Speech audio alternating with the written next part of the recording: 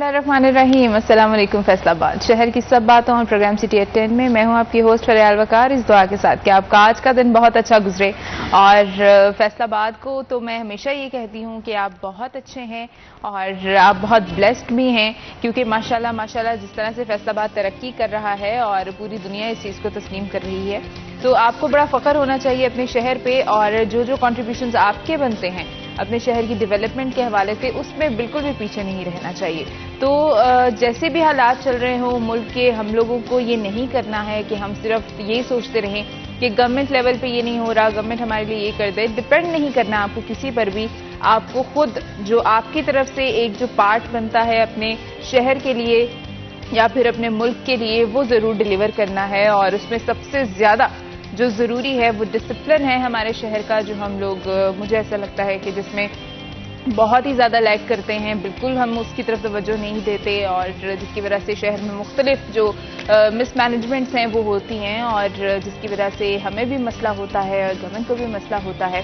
और इसी तरह से जब सिक्योरिटी के मामलात भी डिस्टर्ब होंगे, अगर हम लोग जो है वो ऐसी जो छोटी मोटी चीज़ें हैं, और वैसे तो वायलेशंस जो है वो हम लोग खुद ही करते हैं, और उसकी वजह से बहुत सारा निज़ाम दरहम बरहम हो जाता है, और इनको हमें खुद फॉलो करना चाहिए।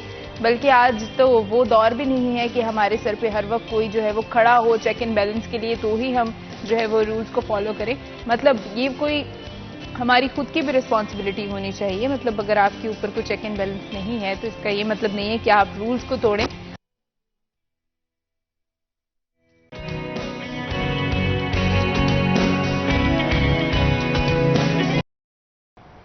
बिस्मिल्लाहिर्रहमानिर्रहीम। अस्सलाम वालेकुम। फैसलाबाद शहर की सब बातों और प्रोग्राम सिटी एट 10 में मैं हूं आपकी होस्ट फरियाल वकार, इस दुआ के साथ कि आपका आज का दिन बहुत अच्छा गुजरे और ये नई सुबह आपको बहुत बहुत मुबारक हो। और फैसलाबाद के लिए यही कहूंगी कि आप लोग बहुत अच्छे हैं और आप लोगों को बहुत ज़्यादा डेवलपमेंट जो है वो करनी है मज़ीद। और अभी भी माशाल्लाह जब भी मैं ये देखती हूँ कि बाहर से कोई लोग आते हैं, मेरे अपने घर वाले आते हैं, कोई रिश्तेदार आते हैं, तो वो फैसलाबाद को देखते हैं और वो बड़े खुश होते हैं, और बड़े कुछ लोग हैरान होते हैं कि फैसलाबाद माशाल्लाह बड़ी तेज़ी से ग्रो कर रहा है। तो आप लोग बिल्डिंग्स के हवाले से ग्रो कर रहे हैं और हम लोग बहुत सारी शहर में डेवलपमेंट देख रहे हैं, लेकिन जो मेंटल डेवलपमेंट है वो भी साथ साथ होनी बहुत ज़्यादा ज़रूरी है। हमें अपने लाइफ के जो स्टाइल्स हैं उनको चेंज करना होगा। वो जो एक चीज़ हम पिछले कुछ दिनों से सुनते आ रहे थे, कुछ अर्सा पहले, कि नया पाकिस्तान आने वाला है, वो नया पाकिस्तान बिल्डिंग वाइज नहीं था, वो नया पाकिस्तान हमारी अपनी सोच के साथ है और वो हमें खुद बनाना है। तो इसलिए इस पे कोशिश करने के लिए आपकी जो भी कॉन्ट्रीब्यूशंस बनती हैं उनमें पीछे ना रहा करें और खुद से कोशिश करें अपने मुल्क के हालात को बदलने के लिए। और हर चीज़ टोटली सिर्फ गवर्नमेंट नहीं कर सकती, हमें उसके साथ जो है वो मिलकर जो है वो सपोर्ट करना होगा अपनी गवर्नमेंट को भी, और अपने जितने भी हमारे शहर की पॉलिसीज़ होती हैं, कोई SOPs होती हैं, वो गवर्नमेंट को जिस तरह से जिन पे काम करना होता है हमें उनके साथ थोड़ा सा कॉम्प्रोमाइज़ करना चाहिए। अभी हम प्रोग्राम में आगे बढ़ते हैं। मेरे साथ आज जो शख्सियत मौजूद हैं उनसे आपकी मुलाकात करवाऊंगी। मेरे साथ कैसर आबाद रिन साहब मौजूद हैं। अस्सलाम वालेकुम। वालेकुम सलाम, थैंक यू वेरी मच। आपको बहुत बहुत वेलकम। और मैं फैसलाबाद को ये बताना चाहूँगी कि माशाल्लाह इस हवाले से फैसलाबाद बड़ा ब्लेस्ड रहा। मैं हमेशा कहती हूँ कि जितने भी आपके पास ऑफिसर्स आए, जितनी भी एडमिनिस्ट्रेशन यहाँ पर रही हैं अभी तक इंशाल्लाह और आगे भी रहेंगी, वो बहुत काबिल यहाँ पर जो है वो लोगों को अपॉइंट किया जाता रहा और उन्होंने बड़ा कंट्रीब्यूशन भी दिया। तो कैसर साहब के हवाले से भी बताना चाहूँगी कि एडिशनल डिप्टी कमिश्नर हैं आजकल, और मैं ये देख रही थी कि मैंने जितना सुना है कि पीछे मतलब अभी फैसलाबाद से पहले तक माशाल्लाह बड़ी अच्छी जो आपकी सर्विसेज चलती रहीं, उसके हवाले से जो रेपुटेशन है वो एक काबिल ऑफिसर वाली है, और इंशाल्लाह हम ये उम्मीद करते हैं कि फैसलाबाद भी आपको इसी तरह से याद रखे। Thank you very much Faryal, आपने बिल्कुल बजा फरमाया। First of all I am really grateful you have given the opportunity to be here, और thankful as well for the nice words और एक्सपेक्टेशंस एज वेल, क्योंकि डेफिनेटली आप जब किसी को एक्सपेक्ट ज़्यादा करते हैं किसी अच्छा, तो डेफिनेटली उसके ऊपर भी रिस्पॉन्सिबिलिटी होती है। We as a civil servant definitely have a lot of responsibility, so will come up to. अच्छा, ये हमेशा रहता है फैसलाबाद के साथ ना, मतलब मैं लोगों का आम तौर पे जो आवाम होती है ना वो इतनी ज़्यादा इन्वॉल्व नहीं होती अपने, मतलब डायरेक्टली उनको नहीं पता होता कि कौन सा ऑफिसर आया था, उसकी ये रिपोर्ट। लेकिन ये चीज़ मैंने फैसलाबाद में देखी है मतलब हमारा आम पब्लिक के साथ इंटरेक्शन होता रहता है, तो लोगों को बाय नेम अपने ऑफिसर्स याद हैं एंड दे नो कि किसने क्या किया और कैसा था और वो ऑफिसर कैसा था और ये ऑफिसर कैसा था। तो इस हवाले से फैसलाबाद जो है वो बड़ा ऑब्जर्व करता है चीज़ों को। That's great. मेरे ख्याल उसमें वजह ये है कि यहाँ पे डिमांड उस तरह की है, एक तरह अर्बनाइज्ड है, मार्केट इस तरह की है कि यहाँ पे वही लोग एक्चुअली सर्वाइव करते हैं, actually who are willing to do their job sincerely and definitely with whole heart. So मेरे ख्याल फैक्टर्स ये भी हैं, बाकी लोग भी हैं, वेलकमिंग हैं एक्चुअली। जिस तरह आपने शुरू में ही बात की कि we need to be compromising and cooperative with the government servants because everything government can't do.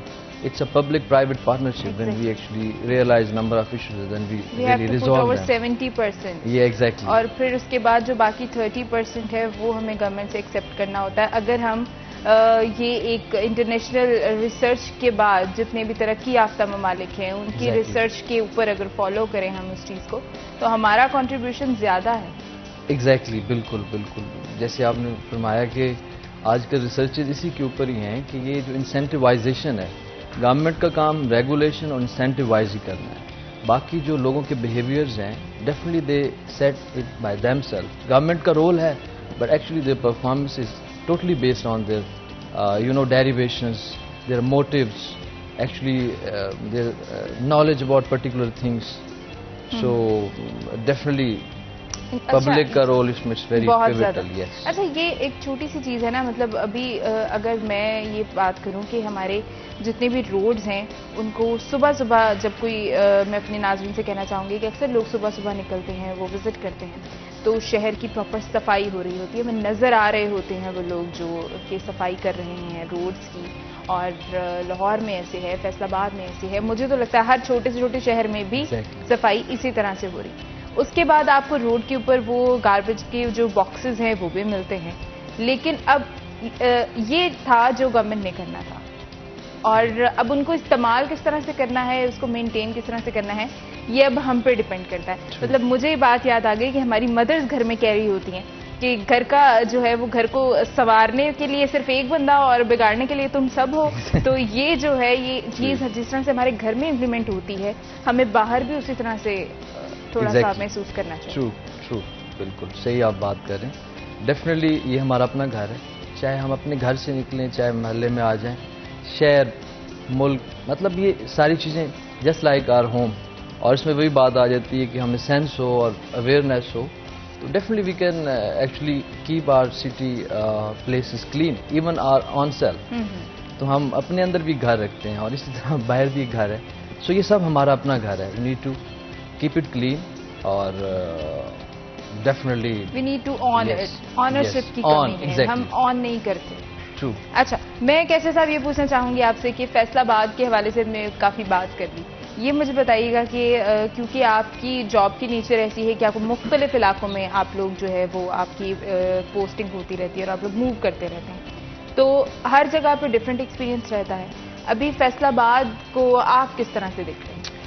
मैं एग्जैक्टली फैसलाबाद को, जैसे आपने कहा कि गवर्नमेंट सर्वेंट्स के लिए बड़े फैसलाबाद के लोग वेलकमिंग हैं और आई रियली अप्रिशिएट के सेम फीलिंग्स हियर।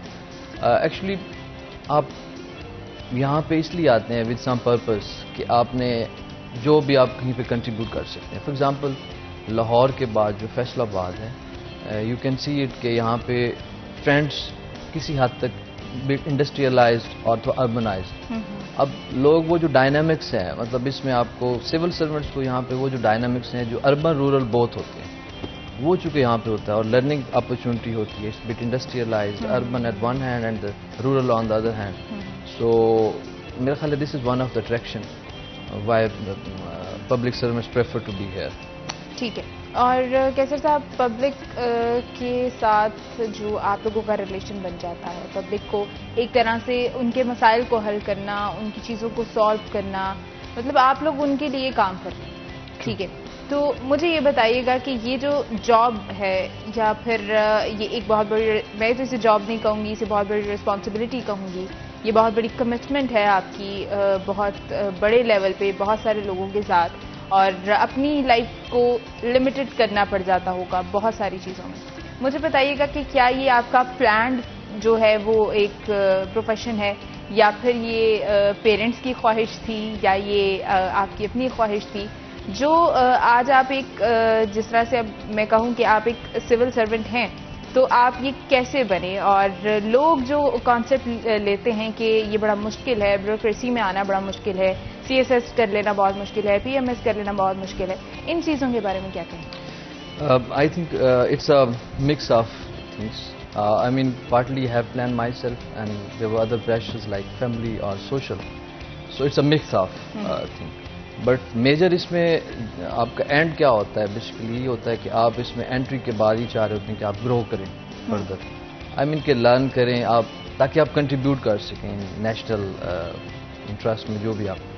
तो what I really see is के वो मैं उसमें किसी हद तक कामयाब रहा हूँ, but not to the extent which I have really realised after coming into service and after studying abroad and seeing things over there, कि वहाँ पे मतलब वो जो पब्लिक सर्विस डिलीवरी का मैकेनिज्म है that is quite satisfactory and it's up to mark to the public expectations. But here is quite different. But people really who are willing to serve people, they are serving. And for example, if I am here, I try my best to do my job sincerely and to listen people and to speak to them whenever they come to me. So मकसद यही होता है कि आप अपनी service delivery को improve करें, और एट द एंड यही आपका गोल होता है. सो सर्विस में आने का मकसद तो यही था. लेकिन ये कि फैक्टर्स क्या थे, दोज वर मिक्स्ड, और उसके बाद आउटकम उसका मतलब रिजल्ट अभी अचीव हो रहे हैं. So I am not that much satisfied as I should have been. अच्छा, कोई नहीं, वो कैसे साहब अक्सर मुख्तलिफ प्रोफेशंस के लोगों से मुलाकात होती है इस प्रोग्राम की वजह से, तो सब लोगों का ये कहना होता है कि आप कभी भी ये नहीं समझते कि नाउ वी हैव डन, और हम सब कुछ सीख चुके हैं और अब आई एम परफेक्ट और अब मैं बिल्कुल सेटिस्फाइड हूँ, या मुझे जो गोल अचीव करना था वो मैंने कर लिया. ऐसा कम होता है. लर्निंग का प्रोसेस जो है वो चलता है. Yes, exactly. और यही मेरे ख्याल से आप भी अभी कहना चाह रहे थे कि एग्जैक्टली, यस, वो इंसान जो है वो साथ साथ सीखता जाता है. True. कैसे साहब मुख्तलिफ इलाकों में जो है वो जॉब के लिए आपने सर्व तो किया होगा, लेकिन ये मुझे बताइएगा कि बिलोंग कहाँ से करते हैं? मैं बेसिकली जहांगीर डिस्ट्रिक्ट से बिलोंग करता हूँ.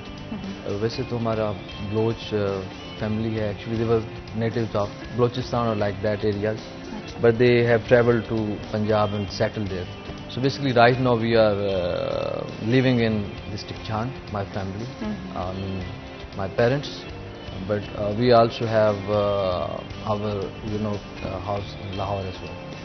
So it's कि it's Lahore to Jhang and Jhang to Lahore. अच्छा, वैसे बिलोंग जंग से करते हैं, तो फिर तो आपको फैसलाबाद डिवीजन में रहना अच्छा लगता हो? Yes, exactly. इससे पहले अच्छा मुझे ये बताइएगा कि अपनी पहली लाइफ की एज ए सिविल सर्वेंट पहली पोस्टिंग कहाँ थी? Under some training, I have been at CM Secretariat for some time, for 1 year, and SNGAD. Then after that, I was posted in Gujranwala as ACG. So that was the city. Actually, I can see that it was out of Lahore. I'm in Gujranwala. सही. तो ये बताइएगा मुझे कि जब आप मुख्तलिफ इलाकों में रहे तो फैसलाबाद से पहले ही थोड़े फेमिलियर थे क्योंकि आप जंग से हैं, तो ये तो आपके लिए बहुत ज़्यादा एक डिफरेंट नहीं आता होगा. लेकिन ये मुझे बताइएगा कि जिस तरह हम ख़वातीन के बारे में अक्सर सुनते हैं और बहुत सारी सिविल सर्वेंट्स जो ख़वातीन हैं उनसे मुलाकात होती है, तो उनका एक कॉमन एक होता है इस पे स्टेटमेंट कि जी क्योंकि आपको मूव करना है बार बार तो थोड़ी लाइफ डिस्टर्ब होती है और फैमिली भी डिस्टर्ब होती है बार बार आपके शिफ्टिंग से. तो क्या आपको भी, या मतलब ख़वातीन तो इस तरह के प्रॉब्लम्स के साथ होती हैं, आप लोगों के लिए भी क्या बाज़-औक़ात हो जाता है थोड़ा सा issue? Honestly speaking, Frial, I don't believe in regionalism. Like इस वजह से किसी जगह पे हूँ कि it is very close to your home or it is very close to your particular interest. I don't have an interest here. और मैं honestly जब फैसलाबाद आया था तो I was not fully aware with the Faisalabad, topography or its, whole urbanized life or city even, because I have never been here before that. जब मैं आया तो it was new for me. और उसमें कोई वजह ultimately ये नहीं है कि I'm very close to my native town. It's not the only reason. लेकिन ये है कि लोगों की प्रेफरेंसेस होती हैं, स्पेशली फीमेल्स की, but I don't have such preference. अच्छा ठीक है। और उसके अलावा कैसर साहब फिर भी जो अभी मैंने कहा था कि आपको अपनी पर्सनल लाइफ में बहुत सारी चीज़ों में थोड़ा पीछे हो जाते हैं और बाज़ औक़ात आपकी फैमिली की तरफ से ऐसी चीज़ें जो हैं वो ऐसे कोई फंक्शंस होते हैं, ऐसी कुछ आपकी कमिटमेंट्स होती हैं जिनको फिर उन फैमिली को आपके बगैर जो है वो थोड़ा एडजस्ट करना पड़ता है, तो इस तरह के गिले शिकवे फैमिली की तरफ से हैं कुछ टाइम के हवाले से? ऑब्वियसली जो वर्क लाइफ बैलेंस है वो तो बिल्कुल मेंटेन होना चाहिए, और अनफॉर्चुनेटली और fortunately in the civil service it's not as much as it is in the private sector. लेकिन ये कि हमें इंश्योर करना चाहिए। सम टाइम मुश्किल हो जाता है, पर्टिकुलरली अब जैसे ईद थी, ईद पे यू नो कि everybody is actually celebrating Eid with their family members, but we the government officials, yes, we, okay, you may be, yes, you are as well. So we were actually in the field or on the job. So उसमें फिर ultimately वो चीज़ आती है कि time नहीं दिया, बहुत busy हैं, so you know कि yes, definitely they are right, but sometimes it becomes your duty to be on duty, really. अच्छा, लेकिन वो ईद भी बड़ी, मुझे लगता है कि ये डिफरेंट होती होगी और बहुत सारे लोगों के साथ उनकी प्रॉब्लम्स को सॉल्व करती होगी। तो कैसर साहब ये मुझे बताइएगा कि जो आम हमारी आवाम है जिनके बहुत सारे मसाइल होते हैं, वो सारे मसाइल हल हो जाएं ऐसी भी पॉसिबिलिटी नहीं होती। तो लेकिन ऐसे में जब कोई परेशान हाल इंसान आप लोगों के पास आए और उसको ये लगता हो कि ऊपर अल्लाह ताला ने करना है और अगर नीचे मेरा कोई मसला हल होना है तो वो इनके ज़रिए होना है, तो उसको आप किस तरह से उसके साथ फिर डील करते हैं? अगर आपको पता है कि इसका काम मुश्किल है, लेकिन फिर भी क्या आप उसको आपके बिहेवियर से उससे सेटिस्फाइड हो जाना चाहिए? एग्जैक्टली, बिल्कुल। मेरा ख्याल ये है कि आप अगर डेफिनेटली वो आपका मेन स्टेक होल्डर है ना, आपका बंदा, वो जो आपके पास आया है, किसी एज का भी हो सकता है, किसी सेक्स का भी हो सकता है, वो आपके पास आया, that should be your number one priority. I always listen to him और हर without any discrimination, where from actually he has come, what is his education or anything. I thoroughly listen that guy and definitely I try my best to resolve that issue. और इसमें मैं for example देना चाहूँ तो you can get this checked through anyone, you can send to my office or you can see that how I deal with her or him personally. अब कल मेरे पास जैसे चूँकि this साहब is also actually of the same mind, where he gives time to public, particularly to the old age people. So he was in some meeting and someone came to me and met me on behalf of like actually he wants to see this साहब, but she two women actually they came to me और उनका issue मतलब land revenue से मुतल्लिक़ था, land administration से मुतल्लिक़ था। So she came to me, उन्होंने मुझे बताया और I was really impressed with their confidence. She was so old woman, she was around 87। अच्छा, माशाल्लाह। She was telling me she is like this and the other woman she was 60+ years old and they both sat with me, they have discussed the problem with me and then I have discussed the same with AC concern. And I have spoken to the AC and then I sent those women to that office. और उसके बाद कुछ देर बाद वो मेरे पास फिर आई and they have told me that we are really very satisfied. और मुझे उसके बाद जो actually feel हुआ, मतलब that was the real feeling I got from them. वो ये था कि अगर मैं उनको for example उनका काम आगे तो कानून के मुताबिक होना है, मेरिट पे था ये नहीं था, but I think which I have given is I have given them the patient hearing. So वो जो patient hearing है आपकी, that is actually the first thing you can give to the people, or by doing this you can resolve 50% of their problems. Exactly. 50% of their problems. I believe in that. So we must be very keen towards this. अच्छा, उसके बाद क्या होता है कि लोग जो है ना, अगर काम ना भी हो ना तो वो हौसले में रहते हैं और वो उनको कहीं पे ऐसे नहीं लग रहा होता कि हमारा मोराल डाउन हुआ है या फिर कोई सेल्फ स्टीम जो है वो उनकी इफेक्ट हुई है, अगर आप लोगों की तरफ से अच्छी तरह से ट्रीट किया जाए तो। अच्छा कैसर साहब, आमतौर पे फैसलाबाद में हर शहर की तरह बहुत सारे मसाइल होंगे, लेकिन अगर इनिशियली आपको लगता है कि कुछ चीज़ें ऐसी हैं जिनको कंट्रोल करना बहुत ज़्यादा ज़रूरी है, वो क्या इश्यूज़ हैं? इसमें डिफरेंट इश्यूज हैं, कुछ सोशो इकनॉमिक इश्यूज आप उनको कह सकते हैं। फॉर एग्जांपल अगर हम सोशो इकनॉमिक इश्यूज की तरफ जाएं तो सबसे ज़्यादा जो चैलेंज इस वक्त डिस्ट्रिक्ट एडमिनिस्ट्रेशन को है, that is health issues. For example उनमें हमारे लिए डेंगू बहुत बड़ा चैलेंज है। अगेन पोलियो के ऊपर जो हमारी वैक्सीनेशन का प्रोसेस होता है, that is also big challenge. फिर हमारा एजुकेशनल सेक्टर है, उसमें हमने डेफिनेटली सर्विस डिलीवरी को इम्प्रूव करना है, मैक्सिमम बच्चों को स्कूल पे लाना है, और वहाँ पे जो हमारे टीचर्स हैं उनको हमने डेफिनेटली इस तरह से कायल करना है कि वो उनको सही तरह से इम्पार्ट कर सकें जो प्रॉपर एजुकेशन है पूरी दुनिया में सिस्टम है। और इनके अलावा जो हमारे सबसे ज़्यादा मैंने यहाँ पे देखा है वो कंजेशन का इशू है, ट्रैफिक प्लानिंग का इशू है, पार्किंग का इशू है, और देन कम्स ओवरऑल आपका एक मास्टर जो प्लानिंग जिसे कहते हैं कि सिटीज़ को आप अर्बनाइज तो एट द सेम टाइम कर रहे हैं, बट एट विच डायरेक्शन। अब पूरी दुनिया में उसके ऊपर प्रिंसिपल्स हैं, because they have already master plans, और उसी के मुताबिक अर्बनाइजेशन होती है। But here in Faisalabad actually we don't have that master plan.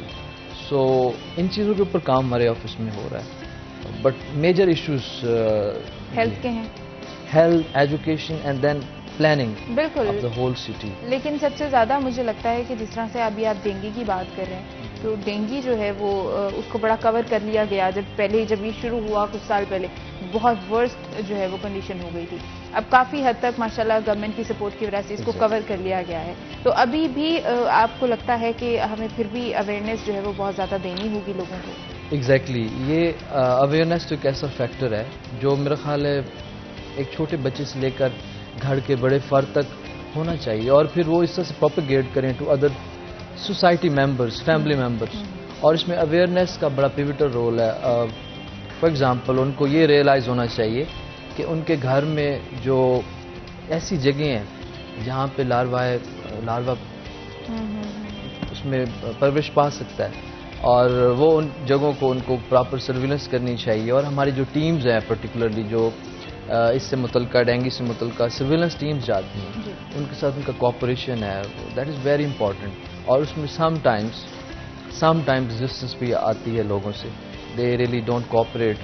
मतलब एक तो पार्ट वो उन्होंने जो खुद करना होता है प्ले, और एक वो जिसमें उन्हें कोऑपरेट करना होता है विद हेल्थ टीम्स। तो ये दोनों एरियाज हैं, अगर ये हो जाए तो फिर हमारा जो प्रिवेंशन पार्ट है, and you know prevention is better than cure. So बिल्कुल ठीक। कैसर साहब, हम और भी बहुत सारी बातें करेंगे एक ब्रेक के बाद। नाज़रीन हमारे साथ रहिएगा।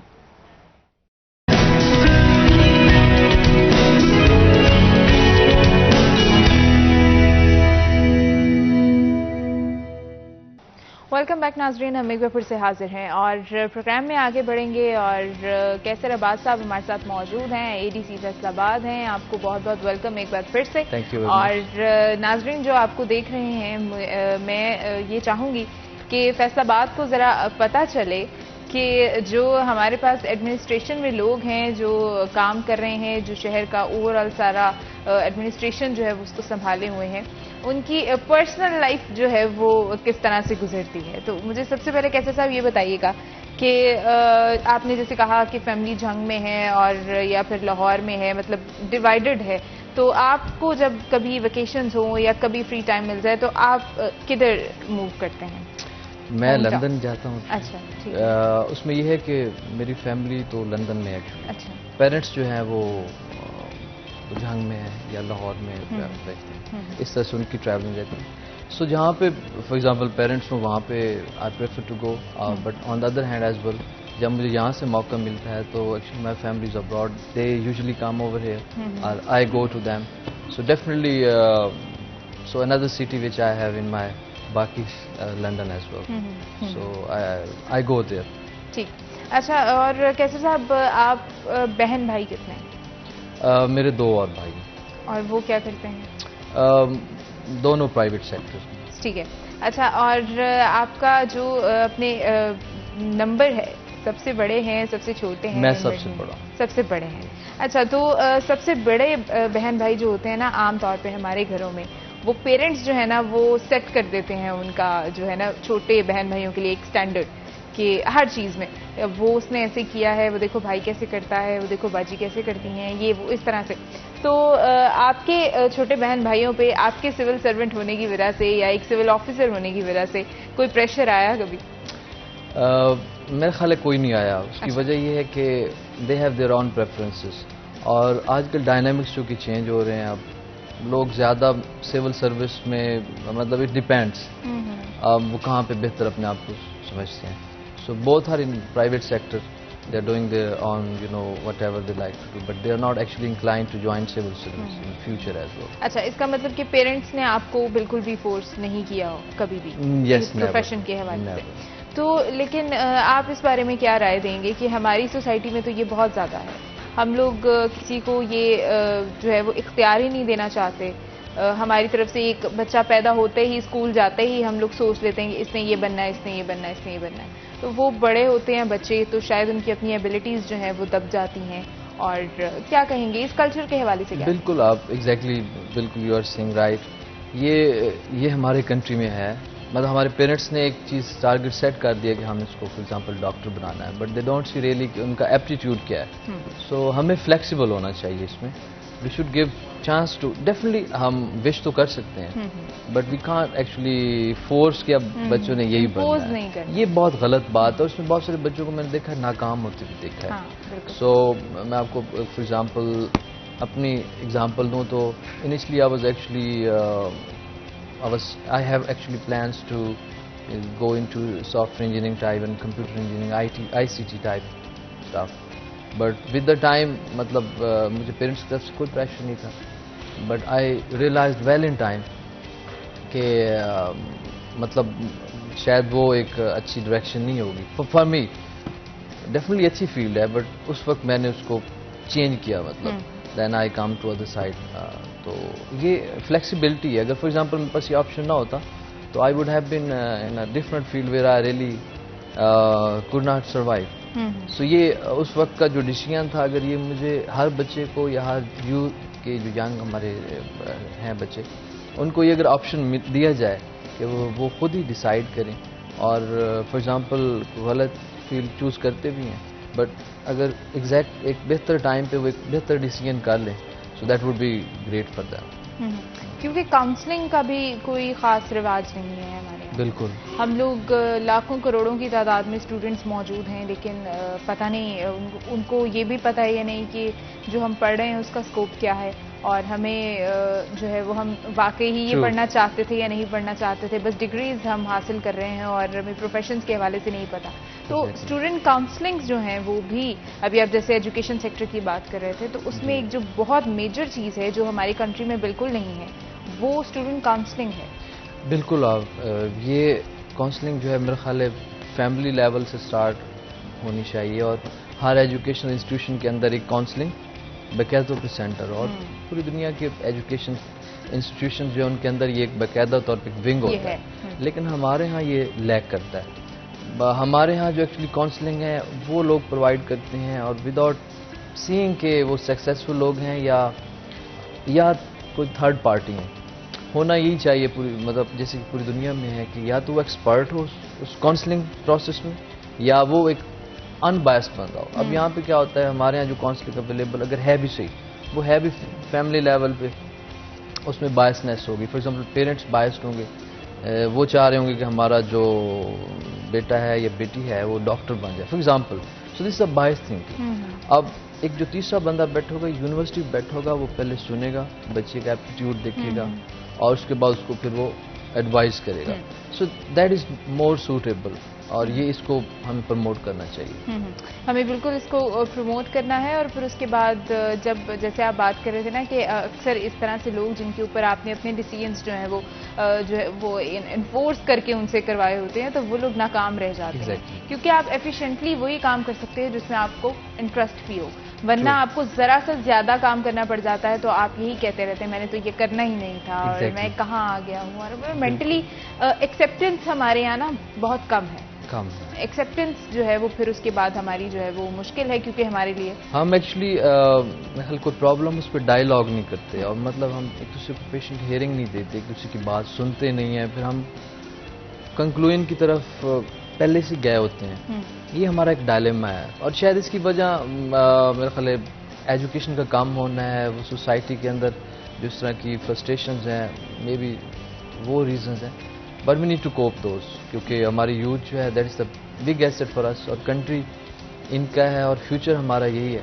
सो हमें इन लोगों के ऊपर मेरे पास तो कोई जो भी आता है ऑफिस में या कहीं भी, so I definitely try my best to I firstly try to listen him और हर, और उसके बाद मैं उसका ये कि मुझे क्या मुनासिब लगता है, सो आई सिंसियरली एडवाइस। और ये हमें से हर एक को रिस्पॉन्सिबिलिटी के साथ और ऑनेस्टी के साथ करना चाहिए। मशवरा बड़ी ज़बरदस्त चीज़ है। अच्छा कैसर साहब, मशवरा जो है वो ये भी होना चाहिए, मुशावरत और सुनना और अपना जो है वो पॉइंट, अपना एक लॉजिक जो है वो ज़रूर देने का हक होना चाहिए बच्चों को ख़ास तौर पे। Exactly. आजकल हम देख रहे हैं कि, लेकिन आजकल माशाल्लाह लकीली ये चीज़ जो है वो अब वैसे नहीं है कि एक कम्युनिकेशन गैप बहुत ज़्यादा है पेरेंट्स और बच्चों का, और वो बच्चे जो हैं वो अपना ओपिनियन नहीं दे सकते, और वो अब ये चीज़ कम होती जा रही है।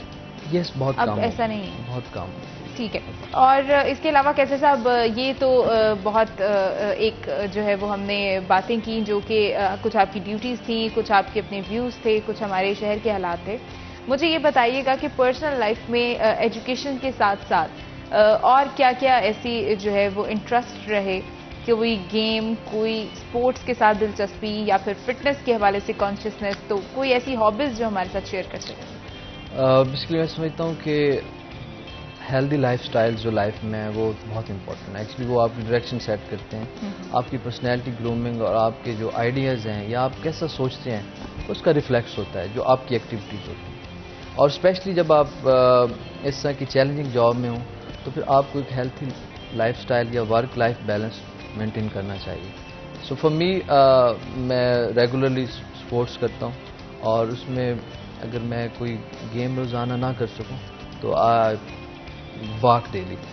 अब उसमें ultimately it depends 4 kilometre daily, मतलब आई प्रेफर टू, क्योंकि अगर सपोज आप ये नहीं करेंगे तो वो जो आपका स्ट्रेस है या वो सारी चीज़ें आप उस तरह से फिर ग्रो नहीं कर सकते।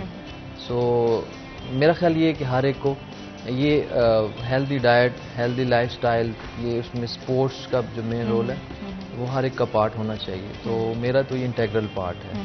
अच्छा, और डाइटिंग भी जो है वो, मतलब आपकी जो डाइट है उसको भी कॉन्शियसली मतलब ऑब्जर्व करते हुए और ये जहन में रखते हुए कि किस तरह से बैलेंस करते हुए डाइट लेनी। आई एम वेरी कॉन्शियस, मतलब आई डोंट लाइक के बहुत ज़्यादा ब्रेड मीट की तरफ चले जाना है, क्योंकि यहाँ पे वो थोड़ी सेंस मैंने देखा है हमारे स्पेशली जो फ्रेंड्स हैं, सम टाइम मैंने देखा है कि एक्चुअली उनको ये रियलाइजेशन नहीं होती कि हम ये जो फूड ले रहे हैं इसके फैक्टर्स इन फ्यूचर क्या होंगे। तो डेफिनेटली जब आप 30 के करीब होते हैं, ये क्रॉस करते हैं उसको, तो you should be more vigilant about your food choice, आपने क्या लेना है, और फिर प्रॉपर आपने एक्सरसाइज साथ रखनी है, तो बेहतर है फिर। बिल्कुल सही। नाज़रीन, हम एक ब्रेक के बाद दोबारा हाजिर होंगे, हमारे साथ रहिएगा।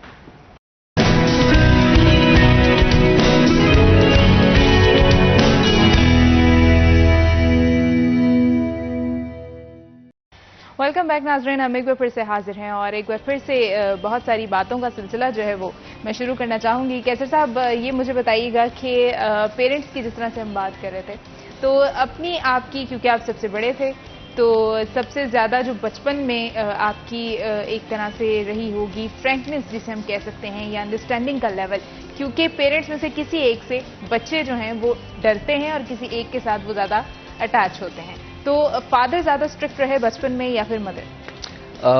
फॉर्चुनेटली मेरे दोनों पेरेंट्स जो हैं बिल्कुल स्ट्रिक्ट नहीं है।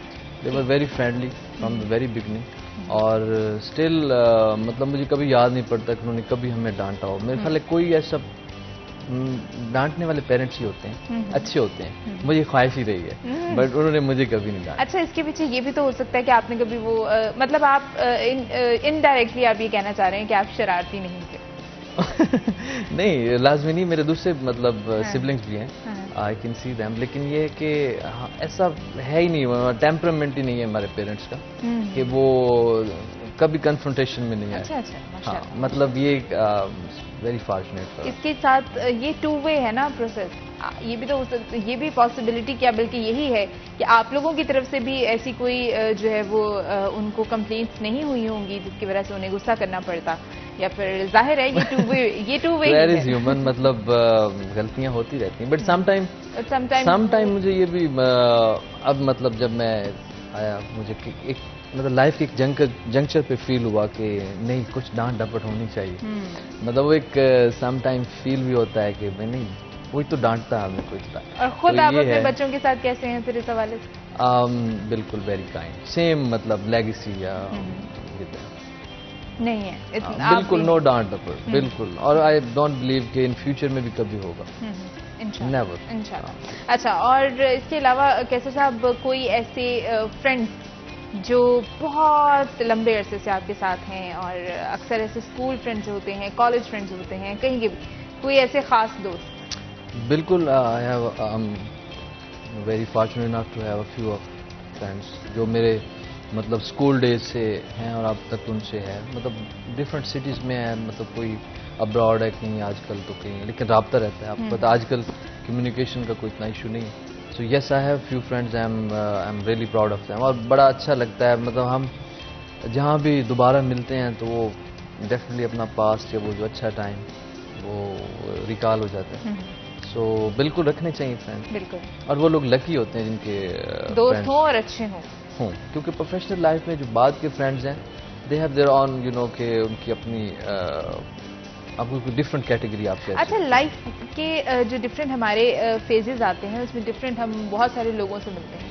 मुझे ऐसा लगता है जो फ्रेंडशिप सबसे प्योर होती है वो हमारी स्कूल लेवल पे होती है, ट्रू, या फिर कॉलेज लेवल। Exactly, yes. उसके बाद हमारी प्रेफरेंसेस चेंज हो जाती हैं, हर कोई जो है वो अपने काम को लेके शायद सीरियस हो जाता है। मुझे ऐसा लगता है कि यूनिवर्सिटीज़ में अगर, या फिर उसके बाद प्रोफेशंस में आके हमारी दोस्तियां इस वजह से होती हैं क्योंकि हमारा काम है।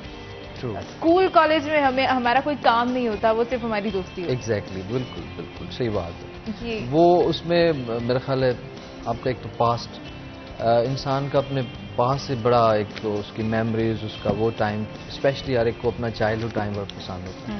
अब उसमें मेरे ख्याल खुद भी आप बायस्ड होते हैं क्योंकि आप उसको खुद लाइक करते हैं उस टाइम को, वो आपका बेहतर टाइम होता है लाइफ का। फॉर एग्जांपल चाइल्डहुड, या वो उसमें जो लोग आपके साथ होते हैं आप उनको याद भी रखते हैं। ये मतलब एक म्यूचुअल एक है, वो फ्रेंडशिप्स फिर तब से चली आती हैं। और जब उसके बाद आप प्रोफेशनल लाइफ में आते हैं तो अल्टीमेटली फिर यहाँ पे आपका इंट्रोडक्शन तो प्रोफेशनली होगा किससे, फिर that may get this transformed into a good friendship.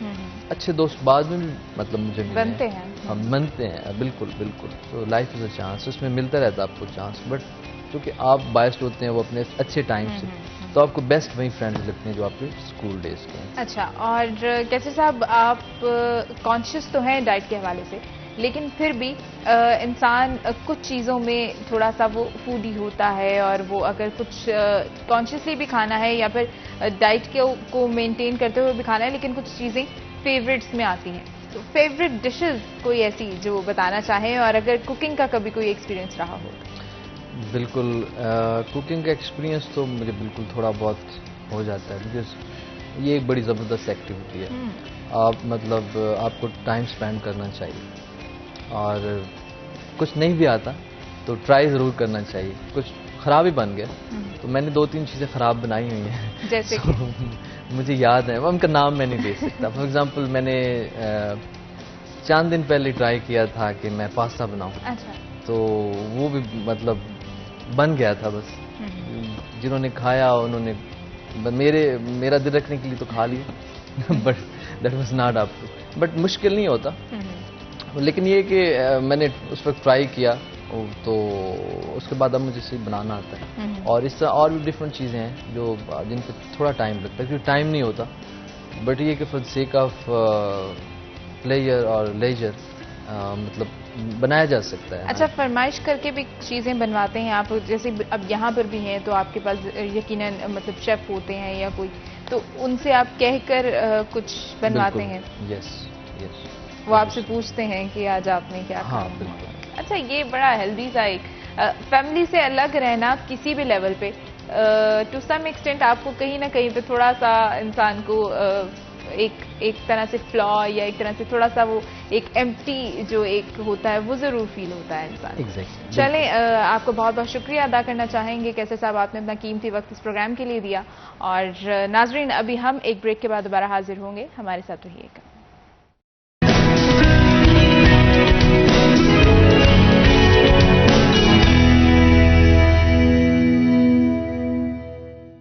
Welcome back नाजरीन, हम एक बार फिर से हाजिर हैं और प्रोग्राम में आगे बढ़ेंगे और अब हमारे साथ जो और गेस्ट मौजूद हैं उनसे आपकी मुलाकात करवाएंगे। और फैसलाबाद जिस तरह से मशहूर है अपने आर्टिस्ट के लिए, तो हमें भी बड़ा फख्र होता है जब फैसलाबाद की नामवर शख्सियात हमारे साथ मौजूद होती हैं और हम आपसे उनकी मुलाकात करवाते हैं। तो आज भी मुलाकात करेंगे। मेरे साथ मौजूद हैं इस वक्त मिस्टर एजाज शेर अली। अस्सलाम वालेकुम।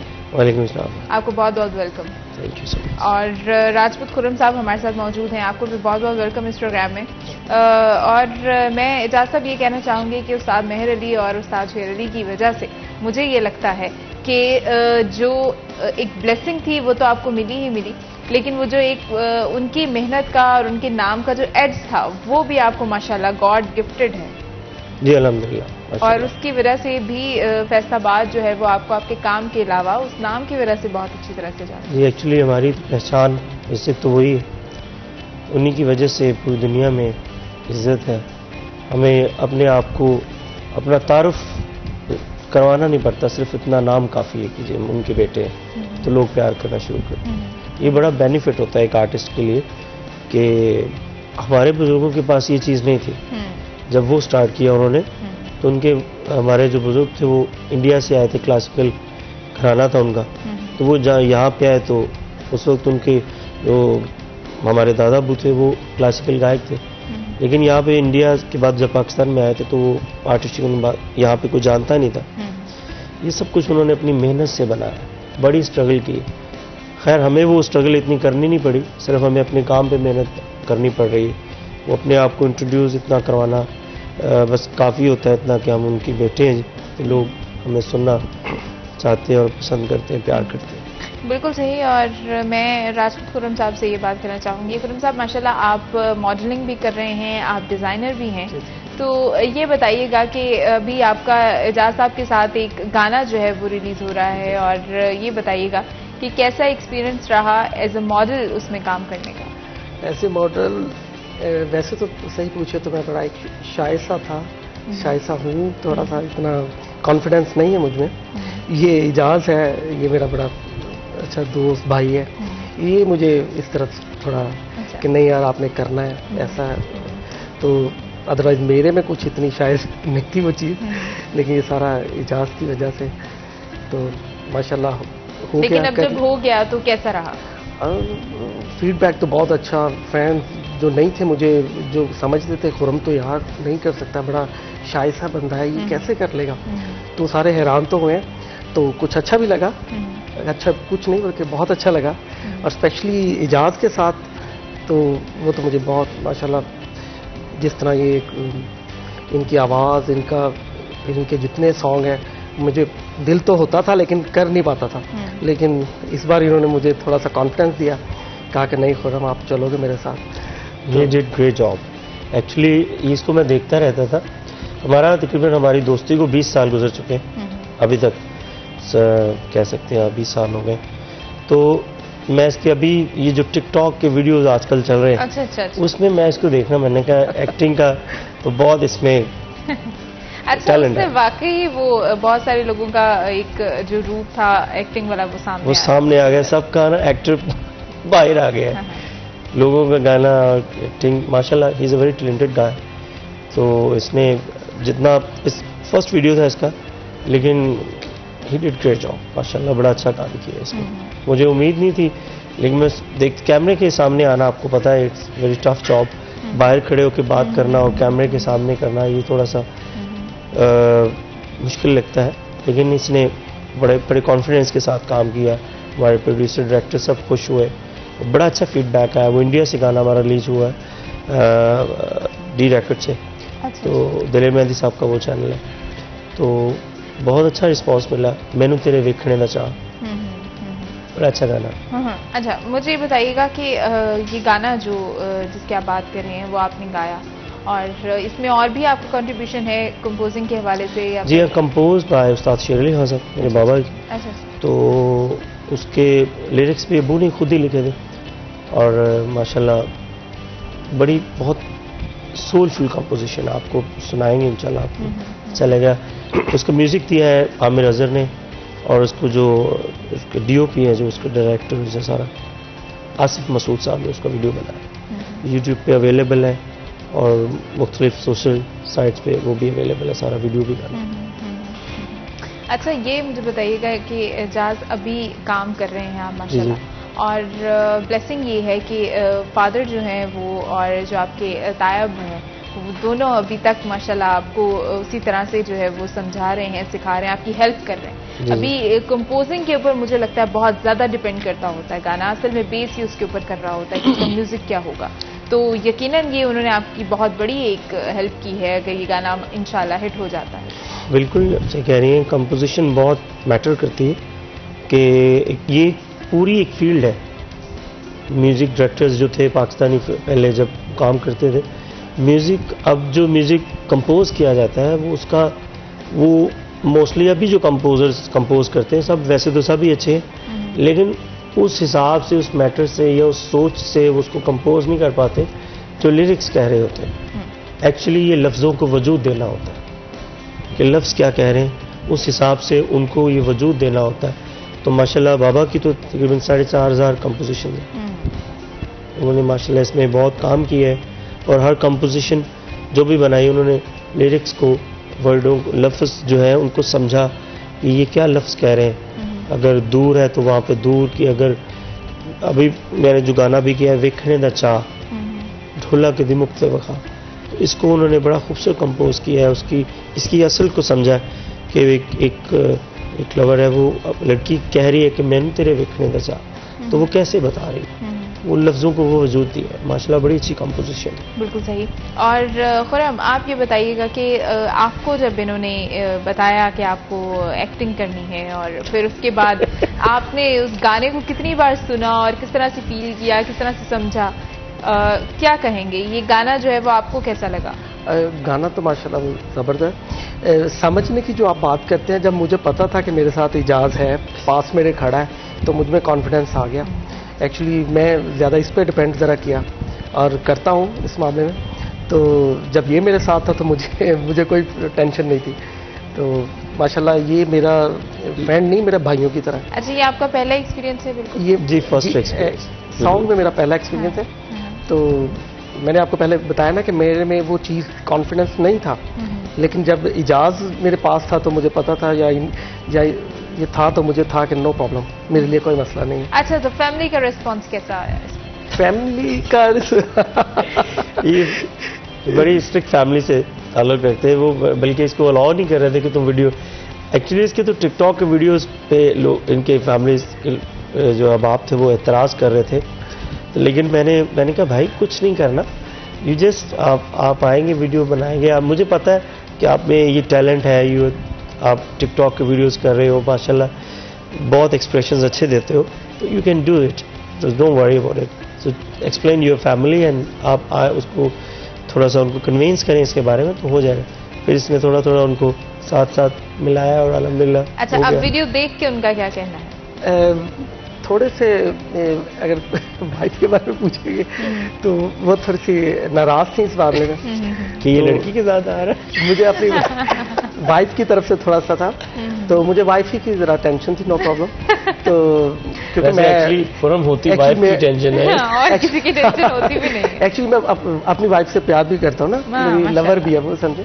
तो बात ये कि सोच समझ के बात करो, बहुत लोग देख रहे तुम्हारा वीडियो. नहीं इसमें नहीं, वाइफ के बारे में तो नहीं, आपको अपनी क्यों, वो अगर टीवी देख रही होंगी तो यकीनन उनके लिए ये बहुत तो मुझे उसी का, मुझे अपनी वाइफ का ही था, तो मुझे उसने नाराज भी थोड़ी सी हुई, लेकिन मेरे पे उसे थोड़ा बिलीव है कि नो कोई ऐसी बात नहीं. तो जी. अब उनका फीडबैक क्या है? फीडबैक क्या आपने ठीक अच्छा किया है? बस वो कहती है नेक्स्ट ना कीजिएगा. तो मैं उसे मना लेता हूँ, वो मेरी बात मान लेती है। अच्छा, थैंक यू भाभी, बहुत शुक्रिया आपकी बात मान ये आपने क्या कर दिया, आपने थोड़ी सी नाराजगी करवा दी। नहीं, वो अब नेक्स्ट जो आएंगी तो भाभी अब जरूर खुश होंगी, क्योंकि मैं चाह रहा हूँ कि मैं अपने भाई को मजीद हीरो के रूप में देखूँ। He looks like a hero, माशाल्लाह बहुत पर्सनैलिटी है मुझे, मेरा भाई। तो मैं चाह रहा हूँ कि आपको तो खुश होना चाहिए कि आपका जो शोहर है माशाल्लाह वो दुनिया उसको देख रही है और लोग अप्रिशिएट कर रहे हैं। तो ये this is only art, it's nothing else, कुछ नहीं है ये। सो आप इसको थोड़ा सा ना ब्राइट हो के सोचें तो ये कोई बुरी बात नहीं है, बड़ी खुश होने वाली बात है। लड़के तो आजकल पीछे पड़े हुए कि हमें मॉडलिंग करवाएं, हमें करवाएं। तो ये आज आप देख रहे हैं, सारा फैसलेबाद देख रहा है इसको, तो बिकॉज ऑफ के इन्होंने इतना अच्छा काम किया। अच्छा, सही। और इसके अलावा जो मैं आपसे इजाज़ पूछना चाहूँगी कि जैसे अब्रॉड आपके मुख्तलिफ जो हैं वो प्रोग्राम्स होते हैं, फिर उसमें बहुत सारे कॉम्पिटिशन्स भी होते हैं जिनमें आप पाकिस्तान की तरफ से रिप्रेजेंट करते हो पाकिस्तान को। तो उन एक्सपीरियंसेस के हवाले से मैं एक बार फिर चाहूँगी कि आप कुछ शेयर करें, ताकि जो लोग अभी सिंगिंग की तरफ आ रहे हैं या आना चाहते हैं और वो किसी न किसी वजह से डिस्करेज हो जाते हैं कभी कभी, तो उनको एक हौसला मिल सके।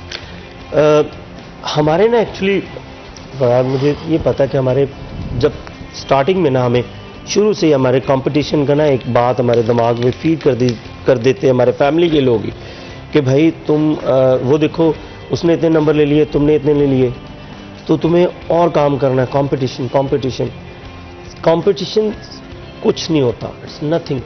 सिर्फ कॉन्सेंट्रेट ऑन योर वर्क। आप अच्छा काम करें, मेहनत करें और हार जीत को छोड़ दें, कहीं भी जाए। जितनी मेहनत आप कर सकें करें, अपने काम में आगे आए। ये नहीं मैं कह रहा कि मेहनत ना, कंपटीशन एक अपने जहन में रखें कि मेरा सिर्फ कंपटीशन अपने काम के साथ है कि मैंने इसको और हासिल करना है। कंपटीशन का लेवल मुझे लगता है ये होना चाहिए कि अगर मैंने आज एक काम किया है और मैं नेक्स्ट टाइम ये सोचूं कि मुझे पिछले वाले अपने काम से अपने आप से कंपटीशन रखना चाहिए। जब हम किसी को हराने की सोच से आगे बढ़ते हैं तो हम कभी नहीं जीत पाते। अगर हम सिर्फ अपने जीतने के ऊपर कॉन्सेंट्रेट करें तो फिर आपको पता भी नहीं चलता कि कितने हार गए हैं और आप जीत। आप देखिए, आप जब भी ये सोच लेके चलेंगे तो आपको आगे अपने लोग नजर आएंगे। फॉर एग्जाम्पल आजकल दौड़ लगी हुई है पैसे की, सोचता है आदमी ये भी कंपटीशन, उसने गाड़ी ये वाली ले ली, मैं ये ले लूं, तो आगे वो जहाज लेके बैठा होता है एक आदमी।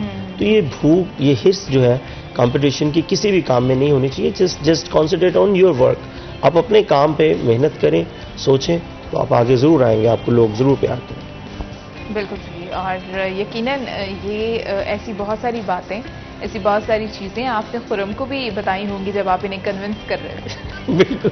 अच्छा, ये वाकई में पहले बहुत घबराया था मैं भाभी की वजह से कि यार जहाज वो क्या कहेगी, वो क्या कहेगी, लड़की क्या है, उसमें क्या करना, मुझे क्या है। मैंने कहा यार आपको कुछ नहीं करना, जैसे आपको मॉडलिंग करनी है, आप एक स्टोरी आएगी वो करेंगे, वो कुछ नहीं है, एक एक्टिंग है।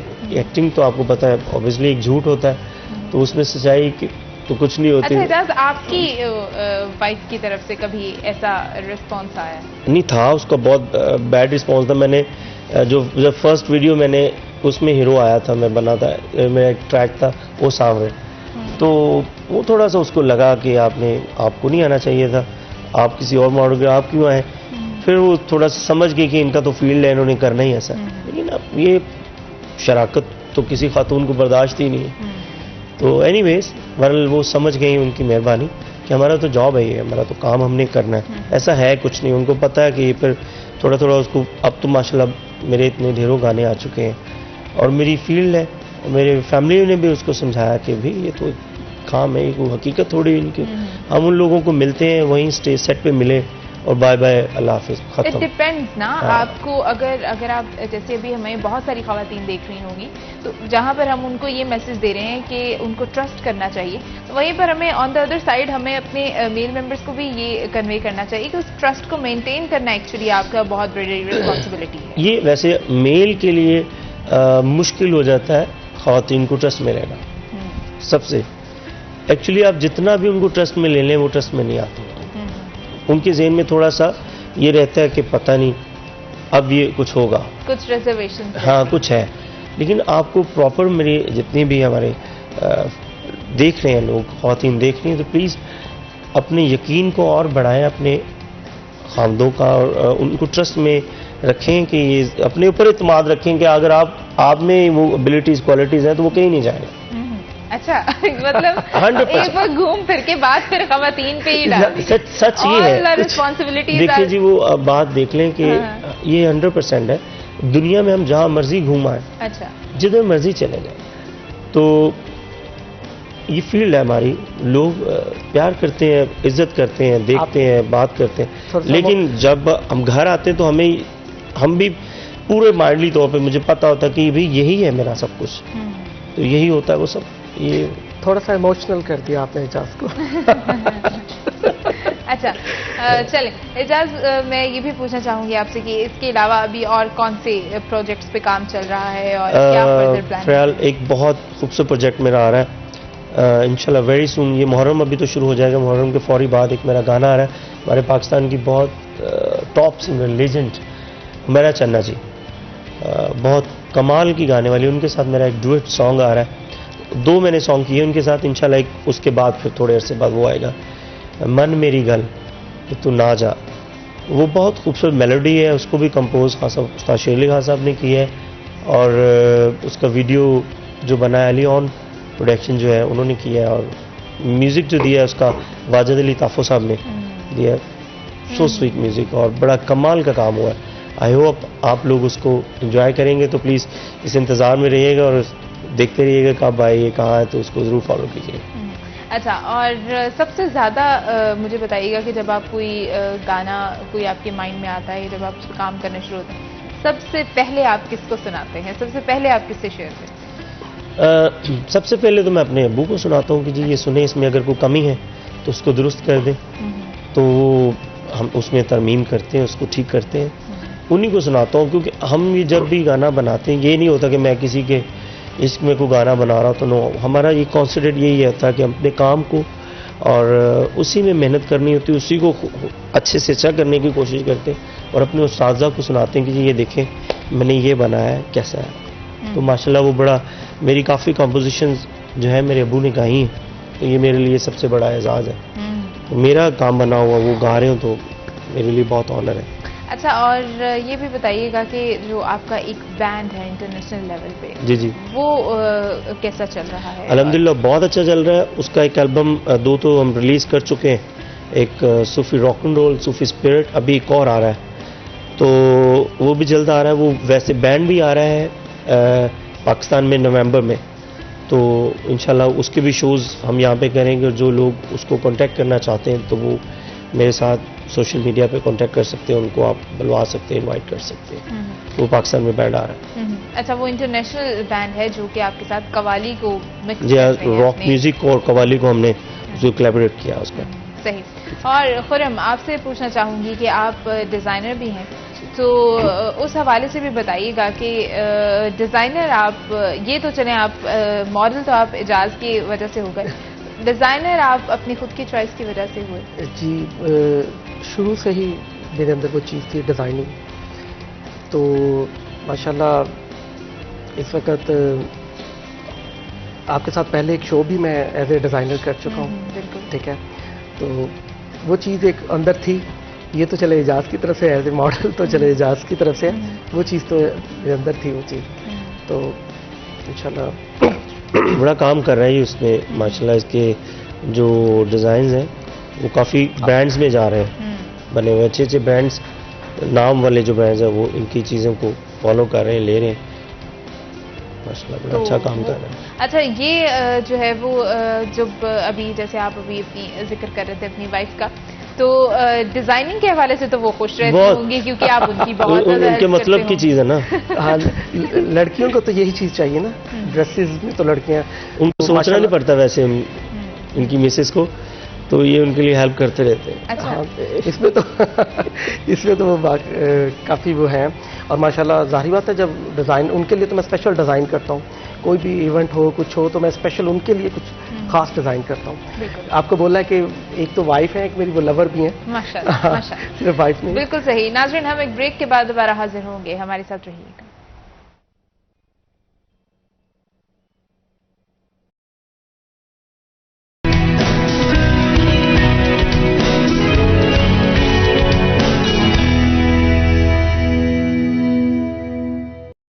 वेलकम बैक नाजरीन, हम एक बार फिर से हाजिर हैं और प्रोग्राम में आगे बढ़ेंगे और अब हमारे साथ जो और गेस्ट मौजूद हैं उनसे आपकी मुलाकात करवाएंगे।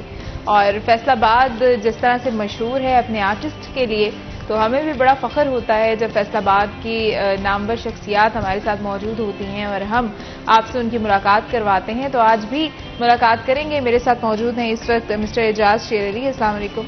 वालेकुम अस्सलाम। आपको बहुत बहुत welcome. Thank you so much. और राजपूत खुर्रम साहब हमारे साथ मौजूद हैं, आपको भी बहुत बहुत वेलकम इस प्रोग्राम में। और मैं एजाज साहब ये कहना चाहूँगी कि उस्ताद मेहर अली और उस्ताद शेर अली की वजह से मुझे ये लगता है कि जो एक ब्लेसिंग थी वो तो आपको मिली ही मिली, लेकिन वो जो एक उनकी मेहनत का और उनके नाम का जो एड्स था वो भी आपको माशाल्लाह गॉड गिफ्टेड है। जी अल्हम्दुलिल्लाह। और उसकी वजह से भी फैसलाबाद जो है वो आपको आपके काम के अलावा उस नाम की वजह से बहुत अच्छी तरह से जाना। जी एक्चुअली हमारी पहचान इससे तो वही है, उन्हीं की वजह से पूरी दुनिया में इज्जत है। हमें अपने आप को अपना तारुफ करवाना नहीं पड़ता, सिर्फ इतना नाम काफ़ी है कि जो उनके बेटे हैं तो लोग प्यार करना शुरू करते हैं। ये बड़ा बेनिफिट होता है एक आर्टिस्ट के लिए कि हमारे बुजुर्गों के पास ये चीज़ नहीं थी। जब वो स्टार्ट किया उन्होंने तो उनके हमारे जो बुजुर्ग थे वो इंडिया से आए थे, क्लासिकल घराना था उनका, तो वो जहाँ यहाँ पे आए तो उस वक्त उनके जो हमारे दादा अबू थे वो क्लासिकल गायक थे, लेकिन यहाँ पे इंडिया के बाद जब पाकिस्तान में आए थे तो वो आर्टिस्ट यहाँ पे कोई जानता नहीं था। ये सब कुछ उन्होंने अपनी मेहनत से बनाया, बड़ी स्ट्रगल की। खैर हमें वो स्ट्रगल इतनी करनी नहीं पड़ी, सिर्फ हमें अपने काम पे मेहनत करनी पड़ रही है। वो अपने आप को इंट्रोड्यूस इतना करवाना बस काफ़ी होता है, इतना कि हम उनके बेटे हैं तो लोग हमें सुनना चाहते हैं और पसंद करते हैं, प्यार करते हैं। बिल्कुल सही। और मैं राजपूत खुर्रम साहब से ये बात करना चाहूँगी। खुर्रम साहब माशाल्लाह आप मॉडलिंग भी कर रहे हैं, आप डिज़ाइनर भी हैं, तो ये बताइएगा कि अभी आपका एजाज साहब के साथ एक गाना जो है वो रिलीज़ हो रहा है, और ये बताइएगा कि कैसा एक्सपीरियंस रहा एज अ मॉडल उसमें काम करने का। ऐसे मॉडल वैसे तो सही पूछे तो मैं बड़ा एक शाय सा था, शाय सा हूँ, थोड़ा सा इतना कॉन्फिडेंस नहीं है मुझ में। ये एजाज है, ये मेरा बड़ा अच्छा दोस्त भाई है, ये मुझे इस तरफ थोड़ा कि नहीं यार आपने करना है ऐसा है। तो अदरवाइज मेरे में कुछ इतनी शायद नहीं थी वो चीज़, लेकिन ये सारा एजाज की वजह से तो माशाल्लाह हो गया। लेकिन अब जब हो गया तो कैसा रहा? फीडबैक तो बहुत अच्छा। फैंस जो नहीं थे मुझे, जो समझते थे खुर्रम तो यार नहीं कर सकता, बड़ा शाय सा बंदा है, ये कैसे कर लेगा, तो सारे हैरान तो हुए। तो कुछ अच्छा भी लगा, अच्छा कुछ नहीं बल्कि बहुत अच्छा लगा। और स्पेशली एजाज के साथ तो वो तो मुझे बहुत माशाल्लाह जिस तरह ये इनकी आवाज़, इनके जितने सॉन्ग हैं, मुझे दिल तो होता था लेकिन कर नहीं पाता था। लेकिन इस बार इन्होंने मुझे थोड़ा सा कॉन्फिडेंस दिया, कहा कि नहीं खुर्रम आप चलोगे मेरे साथ। ये डिड ग्रेट जॉब। एक्चुअली इसको मैं देखता रहता था, हमारा तकरीबन हमारी दोस्ती को 20 साल गुजर चुके हैं अभी तक, कह सकते हैं 20 साल हो गए। तो मैं इसके अभी ये जो टिकटॉक के वीडियोस आजकल चल रहे हैं, अच्छा। उसमें मैं इसको देखना, मैंने कहा एक्टिंग का तो बहुत इसमें अच्छा, उससे वाकई वो बहुत सारे लोगों का एक जो रूप था एक्टिंग वाला वो सामने आ गया। सबका ना एक्टर बाहर आ गया, लोगों का गाना एक्टिंग माशाल्लाह he is a very talented guy. तो इसने जितना इस फर्स्ट वीडियो था इसका, लेकिन ही डिड ग्रेट जॉब माशाल्लाह, बड़ा अच्छा काम किया इसने। मुझे उम्मीद नहीं थी, लेकिन मैं देख कैमरे के सामने आना, आपको पता है इट्स वेरी टफ जॉब, बाहर खड़े होकर बात करना और कैमरे के सामने करना, ये थोड़ा सा मुश्किल लगता है। लेकिन इसने बड़े बड़े कॉन्फिडेंस के साथ काम किया, हमारे प्रोड्यूसर डायरेक्टर सब खुश हुए, बड़ा अच्छा फीडबैक आया। वो इंडिया से गाना हमारा रिलीज हुआ है डी रेकॉर्ड से, तो दिलेर मेहंदी साहब का वो चैनल है, तो बहुत अच्छा रिस्पांस मिला। मैनू तेरे वेखने दा चाह, बड़ा अच्छा गाना। अच्छा, मुझे ये बताइएगा कि ये गाना जो जिसकी आप बात कर रहे हैं वो आपने गाया, और इसमें और भी आपका कंट्रीब्यूशन है कंपोजिंग के हवाले से? जी हाँ, कंपोज बाय उस्ताद शेर अली खान साहब, मेरे बाबा की। अच्छा। तो उसके लिरिक्स भी अबू ने खुद ही लिखे थे, और माशाल्लाह बड़ी बहुत सोलफुल कंपोजिशन, आपको सुनाएंगे इंशाल्लाह, आपको चलेगा। उसका म्यूज़िक दिया है आमिर अजहर ने, और उसको जो उसके DOP है, जो उसके डायरेक्टर है सारा, आसिफ मसूद साहब ने उसका वीडियो बनाया। यूट्यूब पे अवेलेबल है और मुख्तलिफ सोशल साइट्स पे वो भी अवेलेबल है, सारा वीडियो भी गाना। अच्छा, ये मुझे बताइएगा कि एजाज अभी काम कर रहे हैं आप माशाल्लाह, और ब्लेसिंग ये है कि फादर जो हैं वो और जो आपके तायब हैं वो दोनों अभी तक माशाल्लाह आपको उसी तरह से जो है वो समझा रहे हैं, सिखा रहे हैं, आपकी हेल्प कर रहे हैं। अभी कंपोजिंग के ऊपर मुझे लगता है बहुत ज़्यादा डिपेंड करता होता है गाना, असल में बेस ही उसके ऊपर कर रहा होता है कि उसका म्यूज़िक क्या होगा। तो यकीनन ये उन्होंने आपकी बहुत बड़ी एक हेल्प की है अगर ये गाना इंशाल्लाह हिट हो जाता है। बिल्कुल अच्छे कह रही हैं, कंपोजिशन बहुत मैटर करती है कि ये पूरी एक फील्ड है। म्यूज़िक डायरेक्टर्स जो थे पाकिस्तानी पहले जब काम करते थे, म्यूज़िक अब जो म्यूज़िक कंपोज किया जाता है वो मोस्टली अभी जो कंपोजर्स कंपोज करते हैं सब वैसे तो सभी अच्छे हैं, लेकिन उस हिसाब से, उस मैटर से या उस सोच से उसको कंपोज नहीं कर पाते जो लिरिक्स कह रहे होते हैं। एक्चुअली ये लफ्ज़ों को वजूद देना होता है कि लफ्ज़ क्या कह रहे हैं, उस हिसाब से उनको ये वजूद देना होता है। तो माशाल्लाह बाबा की तो तकरीबन 4,500 कंपोजिशन है, उन्होंने माशाल्लाह इसमें बहुत काम किया है और हर कंपोजिशन जो भी बनाई उन्होंने लिरिक्स को, वर्डों को, लफ्ज़ जो है उनको समझा कि ये क्या लफ्ज़ कह रहे हैं। अगर दूर है तो वहाँ पे दूर की, अगर अभी मैंने जो गाना भी किया है वेखने दा चाह ढोला के दिमुख से वखा, तो इसको उन्होंने बड़ा खूबसूरत कंपोज किया है, इसकी असल को समझा कि एक लवर है, वो लड़की कह रही है कि मैंने तेरे वेखने दा चाह, तो वो कैसे बता रही है, वो लफ्ज़ों को वो वजूद दिया है। माशाल्लाह बड़ी अच्छी कंपोजिशन है। बिल्कुल सही। और खुर्रम आप ये बताइएगा कि आपको जब इन्होंने बताया कि आपको एक्टिंग करनी है और फिर उसके बाद आपने उस गाने को कितनी बार सुना और किस तरह से फील किया, किस तरह से समझा, क्या कहेंगे ये गाना जो है वो आपको कैसा लगा? गाना तो माशाल्लाह वो ज़बरदस्त। समझने की जो आप बात करते हैं, जब मुझे पता था कि मेरे साथ इजाज़ है, पास मेरे खड़ा है, तो मुझ में कॉन्फिडेंस आ गया। एक्चुअली मैं ज़्यादा इस पर डिपेंड ज़रा किया और करता हूँ इस मामले में। तो जब ये मेरे साथ था तो मुझे कोई टेंशन नहीं थी। तो माशाल्लाह ये मेरा फ्रेंड नहीं, मेरे भाइयों की तरह। अच्छा, ये आपका पहला एक्सपीरियंस है? बिल्कुल ये जी फर्स्ट एक्सपीरियंस सॉन्ग में मेरा पहला एक्सपीरियंस है। तो मैंने आपको पहले बताया ना कि मेरे में वो चीज़ कॉन्फिडेंस नहीं था, लेकिन जब इजाज़ मेरे पास था तो मुझे पता था या ये था तो मुझे था कि नो प्रॉब्लम, मेरे लिए कोई मसला नहीं है। अच्छा, तो फैमिली का रिस्पॉन्स कैसा आया? फैमिली का ये बड़ी स्ट्रिक्ट फैमिली से ताल्लुक़ रखते हैं, वो बल्कि इसको अलाउ नहीं कर रहे थे कि तुम वीडियो, एक्चुअली इसके तो टिकटॉक के वीडियोस पे लोग, इनके फैमिली के जो अहबाब थे वो एतराज़ कर रहे थे। तो लेकिन मैंने कहा भाई कुछ नहीं करना, यू जस्ट आप आएंगे, वीडियो बनाएंगे, आप, मुझे पता है कि आप में ये टैलेंट है, आप टिकटॉक के वीडियोस कर रहे हो, माशाल्लाह बहुत एक्सप्रेशंस अच्छे देते हो, तो you can do it, so don't worry about it. So explain your family and आप उसको थोड़ा सा उनको कन्विंस करें इसके बारे में तो हो जाएगा। फिर इसमें थोड़ा थोड़ा उनको साथ साथ मिलाया और अल्हम्दुलिल्लाह। अच्छा, अब वीडियो देख के उनका क्या कहना है? थोड़े से अगर वाइफ के बारे में पूछेंगे तो वो थोड़ी सी नाराज थी इस मामले में कि ये लड़की के साथ आ रहा है। मुझे अपनी वाइफ की तरफ से थोड़ा सा था, तो मुझे वाइफ ही की जरा टेंशन थी, नो प्रॉब्लम। तो क्योंकि मैं एक्चुअली फॉरम होती वाइफ की टेंशन है और किसी की टेंशन होती भी नहीं। एक्चुअली मैं अपनी वाइफ से प्यार भी करता हूँ ना, मेरी लवर भी है वो, समझे। तो बात ये कि सोच समझ के बात करो, बहुत लोग देख रहे तुम्हारा नहीं इसमें नहीं, वाइफ के बारे में तो नहीं, आपको अपनी क्यों, वो अगर टीवी देख रही होंगी तो यकीनन उनके लिए ये बहुत तो मुझे उसी का, मुझे अपनी वाइफ का ही था, तो मुझे उसने नाराज भी थोड़ी सी हुई, लेकिन मेरे पे उसे थोड़ा बिलीव है कि नो कोई ऐसी बात नहीं। तो इसलिए जी अब उनका फीडबैक क्या है? फीडबैक क्या आपने ठीक अच्छा किया है? बस वो कहती है नेक्स्ट ना कीजिएगा। तो मैं उसे मना लेता हूँ, वो मेरी बात मान लेती है। अच्छा, थैंक यू भाभी, बहुत शुक्रिया आपकी बात मान ये आपने क्या कर दिया, आपने थोड़ी सी नाराजगी करवा दी। नहीं, वो अब नेक्स्ट जो आएंगी तो भाभी अब जरूर खुश होंगी, क्योंकि मैं चाह रहा हूँ कि मैं अपने भाई को मजीद हीरो के रूप में देखूँ। He looks like a hero, माशाल्लाह बहुत पर्सनैलिटी है, मुझे मेरा भाई। तो मैं चाह रहा हूँ कि आपको तो खुश होना चाहिए कि आपका जो शोहर है माशाल्लाह वो दुनिया उसको देख रही है और लोग अप्रिशिएट कर रहे हैं। तो ये this is only art, it's nothing else, कुछ नहीं है ये। सो आप इसको थोड़ा सा ना ब्राइट ओके सोचें तो ये कोई बुरी बात नहीं है, बड़ी खुश होने वाली बात है।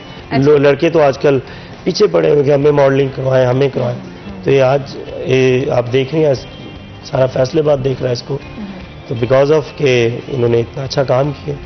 अच्छा, सही। और इसके अलावा जो मैं आपसे इजाज़त पूछना चाहूँगी कि जैसे अब्रॉड आपके मुख्तलिफ जो हैं वो प्रोग्राम्स होते हैं, फिर उसमें बहुत सारे कॉम्पिटिशन्स भी होते हैं जिनमें आप पाकिस्तान की तरफ से रिप्रेजेंट करते हो पाकिस्तान को, तो उन एक्सपीरियंसेस के हवाले से मैं एक बार फिर चाहूँगी कि आप कुछ शेयर करें, ताकि जो लोग अभी सिंगिंग की तरफ आ रहे हैं या आना चाहते हैं और वो किसी न किसी वजह से डिस्करेज हो जाते हैं कभी कभी, तो उनको एक हौसला मिल सके। हमारे ना एक्चुअली मुझे ये पता है कि हमारे जब स्टार्टिंग में ना हमें शुरू से ही हमारे कंपटीशन का ना एक बात हमारे दिमाग में फीड कर देते हैं हमारे फैमिली के लोग ही कि भाई तुम वो देखो उसने इतने नंबर ले लिए, तुमने इतने ले लिए, तो तुम्हें और काम करना है। कंपटीशन कंपटीशन कंपटीशन कुछ नहीं होता, इट्स नथिंग। सिर्फ कॉन्सेंट्रेट ऑन योर वर्क। आप अच्छा काम करें, मेहनत करें और हार जीत को छोड़ दें, कहीं भी जाए। जितनी मेहनत आप कर सकें करें, अपने काम में आगे आए। ये नहीं मैं कह रहा कि मेहनत ना, कंपटीशन एक अपने जहन में रखें कि मेरा सिर्फ कंपटीशन अपने काम के साथ है कि मैंने इसको और हासिल करना। कंपटीशन का लेवल मुझे लगता है ये होना चाहिए कि अगर मैंने आज एक काम किया है और मैं नेक्स्ट टाइम ये सोचूं कि मुझे पिछले वाले अपने काम से ये अपने वाला काम आप से कंपटीशन अच्छा रखना चाहिए। जब हम किसी को हराने की सोच से आगे बढ़ते हैं तो हम कभी नहीं जीत पाते। अगर हम सिर्फ अपने जीतने के ऊपर कॉन्सेंट्रेट करें तो फिर आपको पता भी नहीं चलता कि कितने हार गए हैं और आप जीत। आप देखिए, आप जब भी ये सोच लेके चलेंगे तो आपको आगे अपने लोग नजर आएंगे। फॉर एग्जाम्पल आजकल दौड़ लगी हुई है पैसे की, सोचता है आदमी ये भी कंपटीशन, उसने गाड़ी ये वाली ले ली, मैं ये ले लूं, तो आगे वो जहाज लेके बैठा होता है एक आदमी। तो ये भूख, ये हिर्स जो है कंपटीशन की किसी भी काम में नहीं होनी चाहिए। Just concentrate on your work. आप अपने काम पे मेहनत करें, सोचें, तो आप आगे जरूर आएंगे, आपको लोग जरूर प्यार करें। बिल्कुल सही। और यकीनन ये ऐसी बहुत सारी बातें, ऐसी बहुत सारी चीजें आपने खुरम को भी बताई होंगी जब आप इन्हें कन्विंस कर रहे थे। बिल्कुल। अच्छा, ये वाकई में पहले बहुत घबराया था मैं भाभी की वजह से कि यार जहाज वो क्या कहेगी, वो क्या कहेगी, लड़की क्या है, उसमें क्या करना, मुझे क्या है। मैंने कहा यार आपको कुछ नहीं करना, जैसे आपको मॉडलिंग करनी है, आप एक स्टोरी आएगी वो करेंगे, वो कुछ नहीं है, एक एक्टिंग है। एक्टिंग तो आपको पता है ऑब्वियसली एक झूठ होता है, तो उसमें सच्चाई तो कुछ नहीं होती। अच्छा इजाज़, आपकी वाइफ की तरफ से कभी ऐसा रिस्पॉन्स आया? नहीं था, उसका बहुत बैड रिस्पॉन्स था। मैंने जब फर्स्ट वीडियो मैंने उसमें हीरो आया था, मैं बना था, मेरा एक ट्रैक था वो सांवरे, तो वो थोड़ा सा उसको लगा कि आपको नहीं आना चाहिए था, आप किसी और मॉडल के आप क्यों आए। फिर वो थोड़ा सा समझ गई कि इनका तो फील्ड है, इन्होंने करना ही ऐसा। लेकिन अब ये शराकत तो किसी खातून को बर्दाश्त ही नहीं है। तो एनीवेज बहरहाल वो समझ गई, उनकी मेहरबानी, कि हमारा तो जॉब है ये, हमारा तो काम हमने करना है, ऐसा है कुछ नहीं। उनको पता है कि फिर थोड़ा थोड़ा उसको, अब तो माशाल्लाह मेरे इतने ढेरों गाने आ चुके हैं और मेरी फील्ड है, और मेरे फैमिली ने भी उसको समझाया कि भाई ये तो काम है, वो हकीकत थोड़ी इनकी। हम उन लोगों को मिलते हैं वहीं स्टेज सेट पे मिले और बाय बाय अल्लाह हाफिज़, खत्म। इट डिपेंड्स ना, आपको अगर आप जैसे अभी हमें बहुत सारी खवातीन देख रही होंगी, तो जहाँ पर हम उनको ये मैसेज दे रहे हैं कि उनको ट्रस्ट करना चाहिए, तो वहीं पर हमें ऑन द अदर साइड हमें अपने मेल मेंबर्स को भी ये कन्वे करना चाहिए कि उस ट्रस्ट को मेंटेन करना एक्चुअली आपका बहुत बड़ी रिस्पॉन्सिबिलिटी है। ये वैसे मेल के लिए मुश्किल हो जाता है खवातीन को ट्रस्ट में लेना सबसे। एक्चुअली आप जितना भी उनको ट्रस्ट में ले लें, वो ट्रस्ट में नहीं आते। उनके जहन में थोड़ा सा ये रहता है कि पता नहीं अब ये कुछ होगा, कुछ रिजर्वेशन, हाँ कुछ है। लेकिन आपको प्रॉपर, मेरे जितने भी हमारे देख रहे हैं लोग, ख़वातीन देख रही हैं, तो प्लीज़ अपने यकीन को और बढ़ाएं, अपने खामदों का, और उनको ट्रस्ट में रखें कि ये अपने ऊपर इत्मीनान रखें कि अगर आप में वो एबिलिटीज़ क्वालिटीज़ हैं तो वो कहीं नहीं जाएगा। अच्छा मतलब 100%। एक बार घूम फिर के बात फिर खवातीन पे ही डाल दी। सच ये है। रिस्पॉन्सिबिलिटी देखिए जी, वो बात देख लें कि ये 100% है। दुनिया में हम जहाँ मर्जी घूम आए, अच्छा जिधर मर्जी चले जाए, तो ये फील्ड है हमारी, लोग प्यार करते हैं, इज्जत करते हैं, देखते हैं, बात करते हैं। लेकिन जब हम घर आते हैं तो हम भी पूरे माइंडली तौर पे मुझे पता होता है कि भाई यही है मेरा सब कुछ, तो यही होता है वो सब। ये थोड़ा सा इमोशनल कर दिया आपने एजाज को। अच्छा, चलें एजाज, मैं ये भी पूछना चाहूंगी आपसे कि इसके अलावा अभी और कौन से प्रोजेक्ट्स पे काम चल रहा है और क्या फर्दर प्लान? फ़िलहाल एक बहुत खूबसूरत प्रोजेक्ट मेरा आ रहा है इंशाल्लाह वेरी सून। ये मुहर्रम अभी तो शुरू हो जाएगा, मुहर्रम के फौरी बाद एक मेरा गाना आ रहा है हमारे पाकिस्तान की बहुत टॉप सिंगर लेजेंड हुमैरा चन्ना जी, बहुत कमाल की गाने वाली, उनके साथ मेरा एक डुएट सॉन्ग आ रहा है। 2 मैंने सॉन्ग किए उनके साथ, इंशाल्लाह एक उसके बाद फिर थोड़े अरसे बाद वो आएगा मन मेरी गल कि तू ना जा। वो बहुत खूबसूरत मेलोडी है, उसको भी कंपोज खासा उस्ताद शेर अली खान साहब ने की है और उसका वीडियो जो बना है अली ऑन प्रोडक्शन जो है उन्होंने किया है और म्यूज़िक जो दिया है उसका वाजिद अली ताफ़ो साहब ने दिया है। सो स्वीट म्यूज़िक और बड़ा कमाल का काम हुआ है। आई होप आप लोग उसको एंजॉय करेंगे, तो प्लीज़ इस इंतज़ार में रहिएगा और देखते रहिएगा कब आए ये कहाँ है, तो उसको ज़रूर फॉलो कीजिए। अच्छा, और सबसे ज़्यादा मुझे बताइएगा कि जब आप कोई गाना कोई आपके माइंड में आता है, जब आप काम करना शुरू होते हैं, सबसे पहले आप किसको सुनाते हैं? सबसे पहले आप किससे शेयर करते हैं? सबसे पहले तो मैं अपने अब्बू को सुनाता हूँ कि जी ये सुने, इसमें अगर कोई कमी है तो उसको दुरुस्त कर दें, तो हम उसमें तरमीम करते हैं, उसको ठीक करते हैं। उन्हीं को सुनाता हूँ क्योंकि हम ये जब भी गाना बनाते हैं ये नहीं होता कि मैं किसी के इश्क में कोई गाना बना रहा हूँ, तो नो, हमारा ये कॉन्सेंट्रेट यही होता है कि हम अपने काम को और उसी में मेहनत करनी होती है, उसी को अच्छे से अच्छा करने की कोशिश करते हैं और अपने उस्ताज़ा को सुनाते हैं कि जी ये देखें मैंने ये बनाया है, कैसा है। तो माशाल्लाह वो बड़ा, मेरी काफ़ी कंपोजिशंस जो है मेरे अब्बू ने गाई हैं, तो ये मेरे लिए सबसे बड़ा एजाज़ है। तो मेरा काम बना हुआ वो गा रहे हो तो मेरे लिए बहुत ऑनर है। अच्छा, और ये भी बताइएगा कि जो आपका एक बैंड है इंटरनेशनल लेवल पे, जी जी, वो कैसा चल रहा है? अल्हम्दुलिल्लाह बहुत अच्छा चल रहा है। उसका एक एल्बम 2 तो हम रिलीज़ कर चुके हैं, एक Sufi rock and roll, Sufi spirit, अभी एक और आ रहा है, तो वो भी जल्द आ रहा है। वो वैसे बैंड भी आ रहा है पाकिस्तान में नवंबर में, तो इंशाल्लाह उसके भी शोज़ हम यहाँ पे करेंगे और जो लोग उसको कांटेक्ट करना चाहते हैं तो वो मेरे साथ सोशल मीडिया पे कांटेक्ट कर सकते हैं, उनको आप बुलवा सकते हैं, इनवाइट कर सकते हैं। वो पाकिस्तान में बैंड आ रहा है। अच्छा, वो इंटरनेशनल बैंड है जो कि आपके साथ कवाली को मिक्स जी, करते हैं रॉक अपने। म्यूजिक और कवाली को हमने उसको कोलैबोरेट किया उसका। सही। और खुरम, आपसे पूछना चाहूँगी कि आप डिज़ाइनर भी हैं, तो उस हवाले से भी बताइएगा कि डिज़ाइनर आप, ये तो चलें आप मॉडल तो आप एजाज़ की वजह से हो गए, डिज़ाइनर आप अपनी खुद की चॉइस की वजह से हुए? जी, शुरू से ही मेरे अंदर वो चीज़ थी डिज़ाइनिंग। तो माशाल्लाह इस वक्त आपके साथ पहले एक शो भी मैं एज ए डिज़ाइनर कर चुका हूँ, बिल्कुल। ठीक है। तो वो चीज़ एक अंदर थी, ये तो चले एजाज की तरफ से, एज ए मॉडल तो चले एजाज की तरफ से, वो चीज़ तो मेरे अंदर थी वो चीज़। तो इंशाल्लाह बड़ा काम कर रहा है उसमें माशाल्लाह। इसके जो डिज़ाइंस हैं वो काफ़ी ब्रांड्स में जा रहे हैं, बने हुए अच्छे अच्छे ब्रांड्स, नाम वाले जो ब्रांड्स हैं वो इनकी चीज़ों को फॉलो कर रहे हैं, ले रहे हैं। माशाल्लाह बड़ा अच्छा काम कर रहे हैं। अच्छा, ये जो है वो जब अभी जैसे आप अभी अपनी जिक्र कर रहे थे अपनी वाइफ का, तो डिजाइनिंग के हवाले से तो वो खुश रहती होंगी क्योंकि आप उनकी बहुत उनके मतलब की चीज़ है ना। हाँ, लड़कियों को तो यही चीज़ चाहिए ना, ड्रेसेस में तो लड़कियाँ, उनको सोचना नहीं पड़ता वैसे उनकी मिसेस को, तो ये उनके लिए हेल्प करते रहते हैं। अच्छा। हाँ, इसमें तो वो काफ़ी वो हैं। और माशाल्लाह ज़ाहिर बात है, जब डिज़ाइन उनके लिए तो मैं स्पेशल डिज़ाइन करता हूँ, कोई भी इवेंट हो कुछ हो तो मैं स्पेशल उनके लिए कुछ खास डिज़ाइन करता हूँ। आपको बोला है कि एक तो वाइफ है, एक मेरी वो लवर भी हैं। माशाल्लाह, माशाल्लाह। सिर्फ वाइफ नहीं। बिल्कुल सही। नाज़रीन, हम एक ब्रेक के बाद दोबारा हाजिर होंगे, हमारे साथ रहिएगा।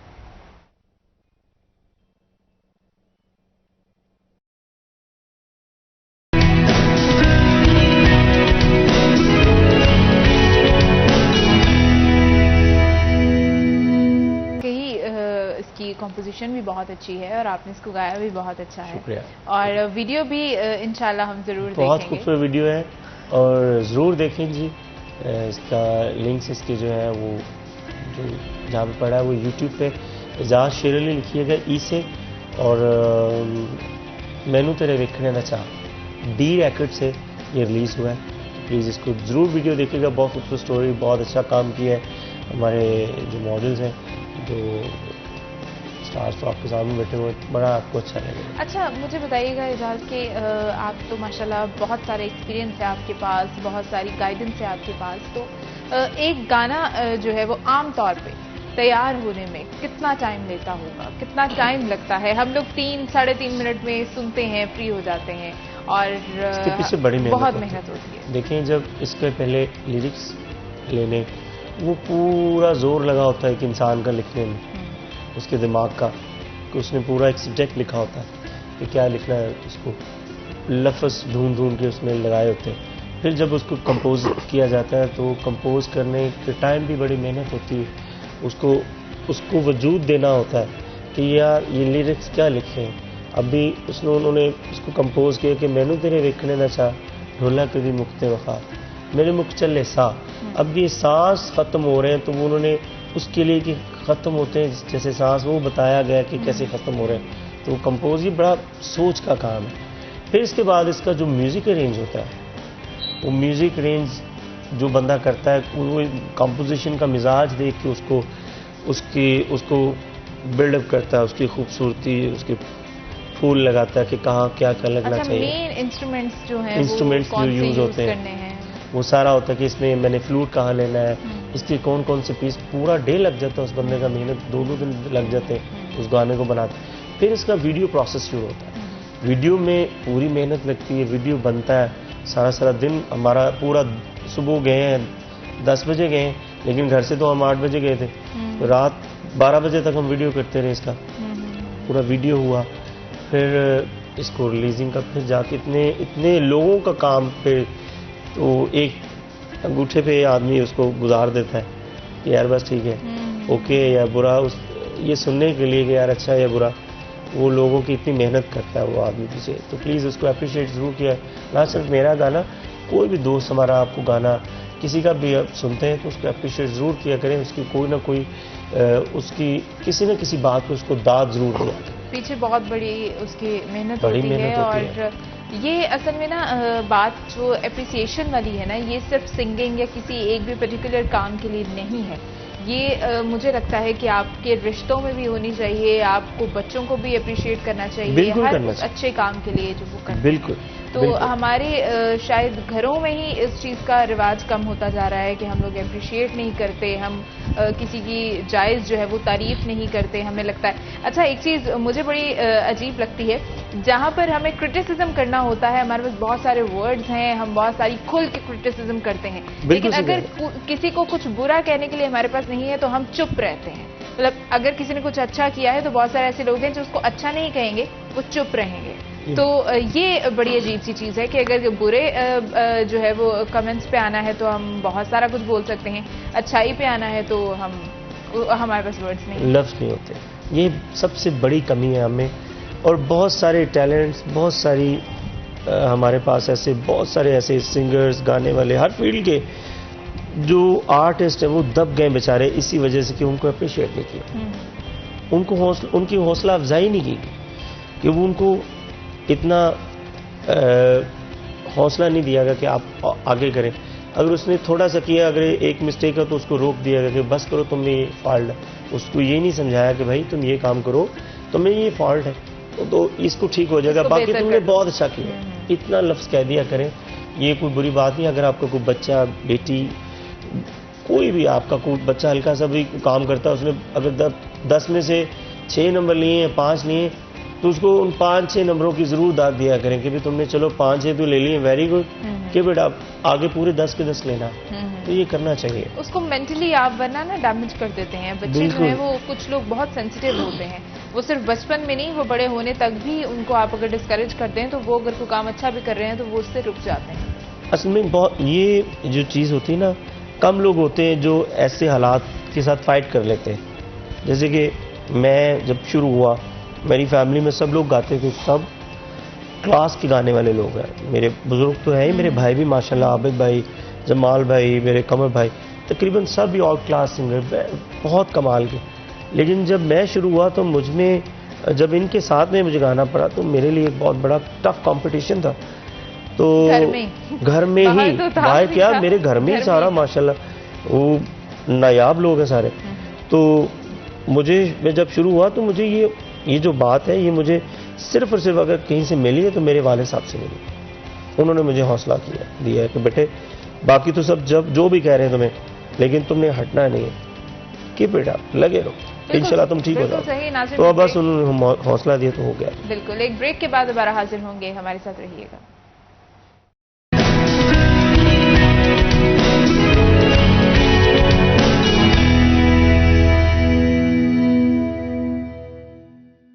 बैक फैसलाबाद हम एक बार फिर से हाजिर हैं और अपनी गुफ्तगू का सिलसिला एक बार फिर से कंटिन्यू करेंगे। मैं एक बार फिर से पूछना चाहूंगी एजाज के अभी जो हम गाना सुन रहे थे, इस गाने के हवाले से सबके एक्सपीरियंसेस आप बता रहे हैं कि जिसने लिखा उसकी बड़ी मेहनत, अपना हवाले से बताइएगा कि आपको इसको गाने के लिए क्या चीज़ जहन में रखना थी और इसको गाते हुए आपको फील क्या देनी थी और बाकी गानों से इसको किस तरह से डिफ्रेंशिएट करते हैं? एक्चुअली इसका जो मूड है गाने का, वो हम सब गाने वाले पहले उसका मूड देखते हैं, इसका फील देखते हैं कि इसको क्या है। इसका मूड थोड़ा सा सैड है, सैड मूड है इसका, और उसको अपने ऊपर जब आप वो चीज़ अपने ऊपर खुद से वारद नहीं करेंगे, अपने ऊपर कोई भी काम है आप खुद से उस चीज़ को फील नहीं करेंगे, उस पेन को, तब तक लोगों को वो नज़र नहीं आएगी। तो इसलिए वो मूड क्रिएट करने के लिए, फील करने के लिए अपने आप को उसमें पहले ढालना पड़ता है कि यार ये एक सैड मूड है, तो बड़ा दर्द भरा सॉन्ग है, ये जुदाई का एक तासुर पेश करना है, तो उसके लिए आपको ज़रा उस मूड में आना पड़ता है। तो मेहनत तो होती है, हमें भी बड़ा फिर ये फिक्र होता है इस बात का, और कोशिश करते हैं कि इसको बेहतर से बेहतर इसको उस मूड में लाया जाए। तो मेहनत तो की है और अल्हम्दुलिल्लाह वो उसका फीडबैक अच्छा आया। मुझे भी सुनने को लगा कि अभी तो कमी है मुझे बहुत सारी नज़र आ रही हैं, मैं कभी मुतमईन नहीं होता है इतना अपने काम पे, तो लेकिन फिर भी खूब से खूब तर की तलाश में रहता हूँ। सही। और एजाज ये बताइएगा कि आजकल जिस तरह से डेवलपमेंट और नई जो टेक्नोलॉजीज़ हैं वो बहुत ज़्यादा हैं, नए तरीके बहुत ज़्यादा हैं, तो लाइव सिंगिंग में और रिकॉर्डेड सिंगिंग में जो डिफरेंस है वो बहुत ज़्यादा नज़र आता है। कुछ लोग जब रिकॉर्डिंग में आप उन्हें सुने तो उनकी वॉइस क्वालिटी कुछ और होती है, और अगर आप उन्हीं लोगों को लाइव सुन लें तो बड़ा डिफरेंस आ जाता है उसमें, क्योंकि शायद एडिटिंग जो है वो बहुत ज़्यादा हो चुकी है, ट्यूनर्स बहुत ज़्यादा हैं। बिल्कुल सही कह रही हैं। अभी तो हमारे पाकिस्तान में लाइव सिंगर्स तकरीबन किल हो चुके हैं, तकरीबन, क्योंकि ये सब रिकॉर्डेड है जितने आ रहे हैं मशीनरी के सिंगर्स हैं। तो हम वैसे पर्सनली उन सिंगर्स को कहते हैं और मानते नहीं हम कि भाई तुम प्लीज़, क्योंकि लाइव गाना सबसे मुश्किल है और वो आपको निखारता है एक्चुअली, वही एक्चुअली होता है। अभी जब पहले काम होता था और वो गाने आज भी जिंदा है, अब उनको सुने उनका तासुर और वो काम हुआ है वो गाना ऐसा, क्योंकि सारा उसी वक्त एक ही टेक में गाना हो रहा होता था। बिल्कुल, तो यकीनन बड़ा मुश्किल था, बहुत मुश्किल। बिल्कुल सही। खुर्रम, आपको बहुत बहुत बेस्ट ऑफ लक आगे के लिए, और आपकी वाइफ को भी यही मैसेज कि वो आपको सपोर्ट करें आपके काम के लिए, और आपका बहुत बहुत शुक्रिया दोनों का कि आपने इस प्रोग्राम के लिए टाइम निकाला। और नाज़रीन से इजाज़त चाहेंगे, कल आपसे मुलाकात होगी, अपना बहुत सारा ख्याल रखिएगा, लेकिन जाने से पहले एजाज से मैं रिक्वेस्ट करूंगी कि हम एक गाना और सुनेंगे। जी बिल्कुल।